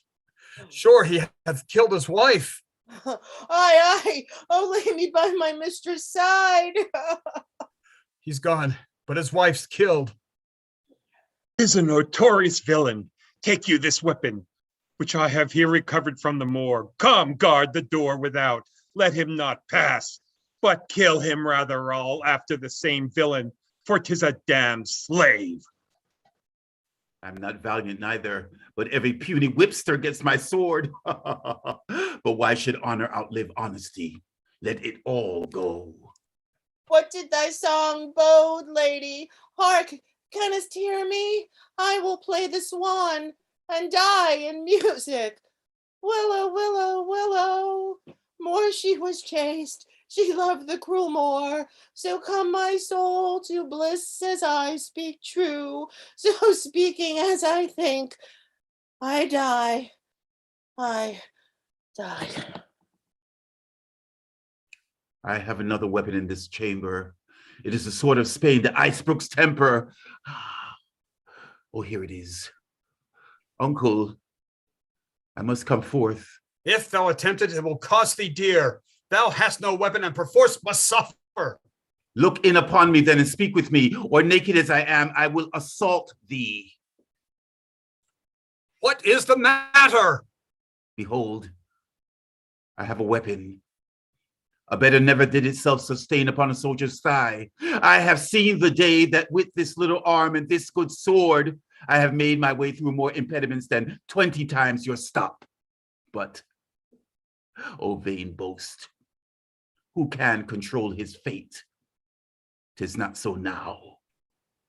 Be not afraid, though you do see me weaponed. Here is my journey's end. Here is my butt, and very sea mark of my utmost sail. Do you go back dismayed? 'Tis a lost fear. Man but rush against Othello's breast, and he retires. But where should Othello go? Now, how dost thou look now, O ill-starred wench? Pale as thy smock. When we shall meet at comp, this look of thine will hurl my soul from heaven, and fiends will snatch at it. Cold, cold, my girl. Even like thy chastity. O cursed slave! Whip me, ye devils, from the possession of this heavenly sight. Blow me about in winds, roast me in sulfur, wash me in steep down gulfs of liquid fire. Oh, Desdemona! Desdemona! Dead. Oh, oh, oh. Where is this rash and most unfortunate man? That's he that was Othello. Here I am. Where is that viper? Bring the villain forth. I look down towards his feet, but that's a fable. If that thou best the devil, I cannot kill thee. Oh. Wrench his sword from him. It bleeds, sir, but not killed. Ah. I'm not sorry neither. I'd have thee live. Oh. For in my sense 'tis happiness to die. Oh, thou Othello, thou wert once so good, fallen in the practice of a damned slave. What shall be said to thee? Why, anything. An honorable murderer, if you will. For naught I did in hate, but all in honor. This wretch hath part confessed his villainy. Did you and he consent in Cassio's death? I General, I never gave you cause. I do believe it, and I ask your pardon. Will you, I pray, demand that demi-devil why he hath thus ensnared my soul and body? Demand me nothing. What you know, you know. From this time forth, I never will speak word. What, not to pray? Torments will ope your lips. Well, thou dost best. Sir, you shall understand what hath befallen, which as I think you know not. Here's a letter found in the pocket of the slain Roderigo. And here, another. The one of them imports the death of Cassio to be undertook by Roderigo. Oh, villain! Most heathenish and most gross. And now here's another discontented paper found in his pocket too. And this, I seems, Roderigo meant to have sent this damned villain, but that belike Iago in the interim came in and satisfied him. Oh, the pernicious caitiff. How came you, Cassio, by that handkerchief that was my wife's? I found it in my chamber, and he himself confessed, but even now that he dropped it for a special purpose, which wrought to his desire. Oh, fool, fool, fool! There's besides in Roderigo's letter how he upbraids Iago, that he made him brave me upon the watch, wherein it came that I was cast. I mean, but now he spake, after long seeming dead, Iago hurt him. Iago set him on. You must forsake this room and go with us. Your power and your command is taken off, and Cassio rules in Cyprus. For this slave, if thou be any cunning cruelty that can torment him much and hold him long, it shall be his. You shall close prisoner rest till that the nature of your fault be known to the Venetian state. Come, bring him away. Soft you. A word or two before you go. I have done the state some service, and they know it. No more of that. I pray you, in your letters, when you shall these unlucky deeds relate, speak of me as I am, nothing accentuate. Then must we speak of one not too well, of one not too easily jealous, but being wrought perplexed in the extreme, of one whose hand, like the base Indian, threw a pearl away richer than all his tribe, of one whose subdued eyes, albeit unused to the melting mood, drop tears as fast as the Arabian trees, their medicinal gum.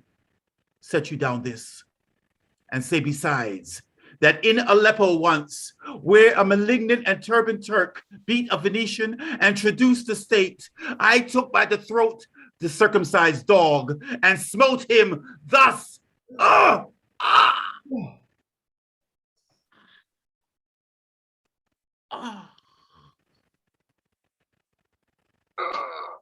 bloody period.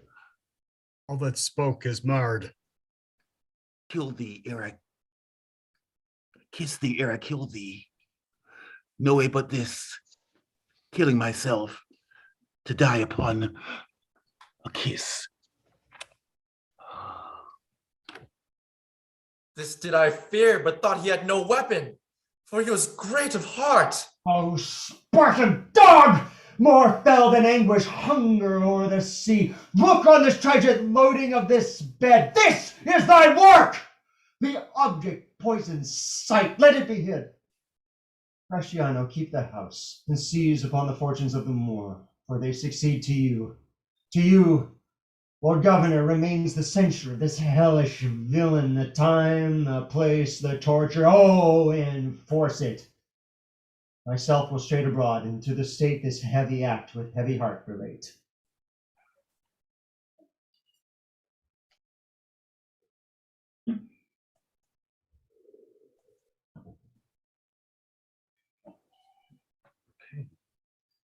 Ladies and gentlemen, that's our show. Thank you so much for joining this evening for Clinquant Bosom Friends production of Othello. Actors, come back on stage for a quick curtain call. Yay, one and all, I hope you enjoyed the performance. I shall introduce the actors as they've appeared on my screen. Pretty much the first who came in was Lewis. Oh, hi, my name is Lewis. I'm a, let's see, Marine Corps veteran and an ASL student. Yeah. All right. Sign applause then. Woo! Next I have on my screen is Pam. Thy lips do move, but I hear thee not. Right. I helped out as stage manager and musician and sailor, and happy to be here. Thanks, y'all. Yay! Next on my screen, I have Bianca, Stephanie.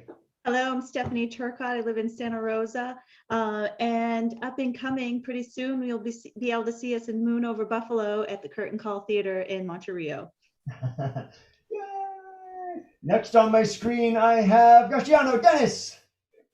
Hello, my name is Dennis Bergendorff, and I am proud to say that I've been with this noble troupe for just about a year now. And unlike many of my castmates, I will not be in Moon Over Buffalo. Thank you very much. Next on my screen, I've got Rodrigo Clown Marc. Hi, I'm Marc Berman. I'm an actor from Half Moon Bay. Been involved with Clinquant Bosom Friends for the past few shows this year. And unlike most of the cast, I will not be in Moon Over Buffalo. However, I will be performing live in As You Like It in January, from January 21st to February 19th at Massacres Theater in Point Richmond. All right, next I've got Fed. Ooh, Othello. Said me? Hey, everybody. I'm Federico. I'm an actor in the Bay Area. It's been my pleasure to play Othello with this fabulous cast. And I hope you guys enjoy the show. Thank you. Yeah. Next on my screen, I've got Austin. Hello, Austin Lawrence. This is my first show with Clinquant and Buddies or Bosom, I'm sorry. And thank you guys very much. This was an awesome experience for me, and I really appreciate the opportunity, and you're so gracious. And Moon Over Buffalo, Monterey Theater in March. All right, thank you. And next to my screen, I have Lorri. Hi, Lorri here. I live in the Russian River, Monte Rio, and I'm an actress with Curtain Call Theater and with these guys. And I will be in Moon Over Buffalo, so this is a commercial for that. Come and see us in March. Yay! Next to my screen, I've got Joe. Hi, everybody. I'm Joe Ambrosio. I live in Sebastopol, and I'm an actor. Yes! Finally! Yes! Admits it! Fantastic. Next on my screen, I have the lovely and talented Yelena. Hi, I'm Yelena Segal. I'm an actor, director, and co-founder of Clinquant Bosom Friends. And yeah, come see our Moon Over Buffalo. Next on my screen, I've got Paul. Hello, everybody. My name is Paul Menconi, and I hope anybody who might still be watching is booing me and hissing me as I speak. Boo! Hiss! Boo! Hiss! And I am an actor. I'm also in Sebastopol, and I'm also in Moon Over Buffalo. Oh, what a surprise. Yeah, what a big shocker, right? But I would like to give a special thanks to Peter and Yelena. I've been in every show that they've done with Clinquant Bosom, and they really made a dream. My dream as an actor came true tonight. So thank you for giving me this opportunity. Pleasure. It's really a big honor for me. So thank you all. We love you. You were a great cast, by the way. I mean, Yes, this it's was some. fantastic. Yes. Thank you. I myself, I am Peter Rogers. I'm a writer, actor, director in Sebastopol, California, co-founder of Clinquant Bosom Friends. And one and all, thank you again so much for joining us for this production of William Shakespeare's Othello. Let's do a wave while everyone, while Pam takes us off live. Thank you, everybody. Good night. Thank you. Good night. I smell pork. Is that it? Or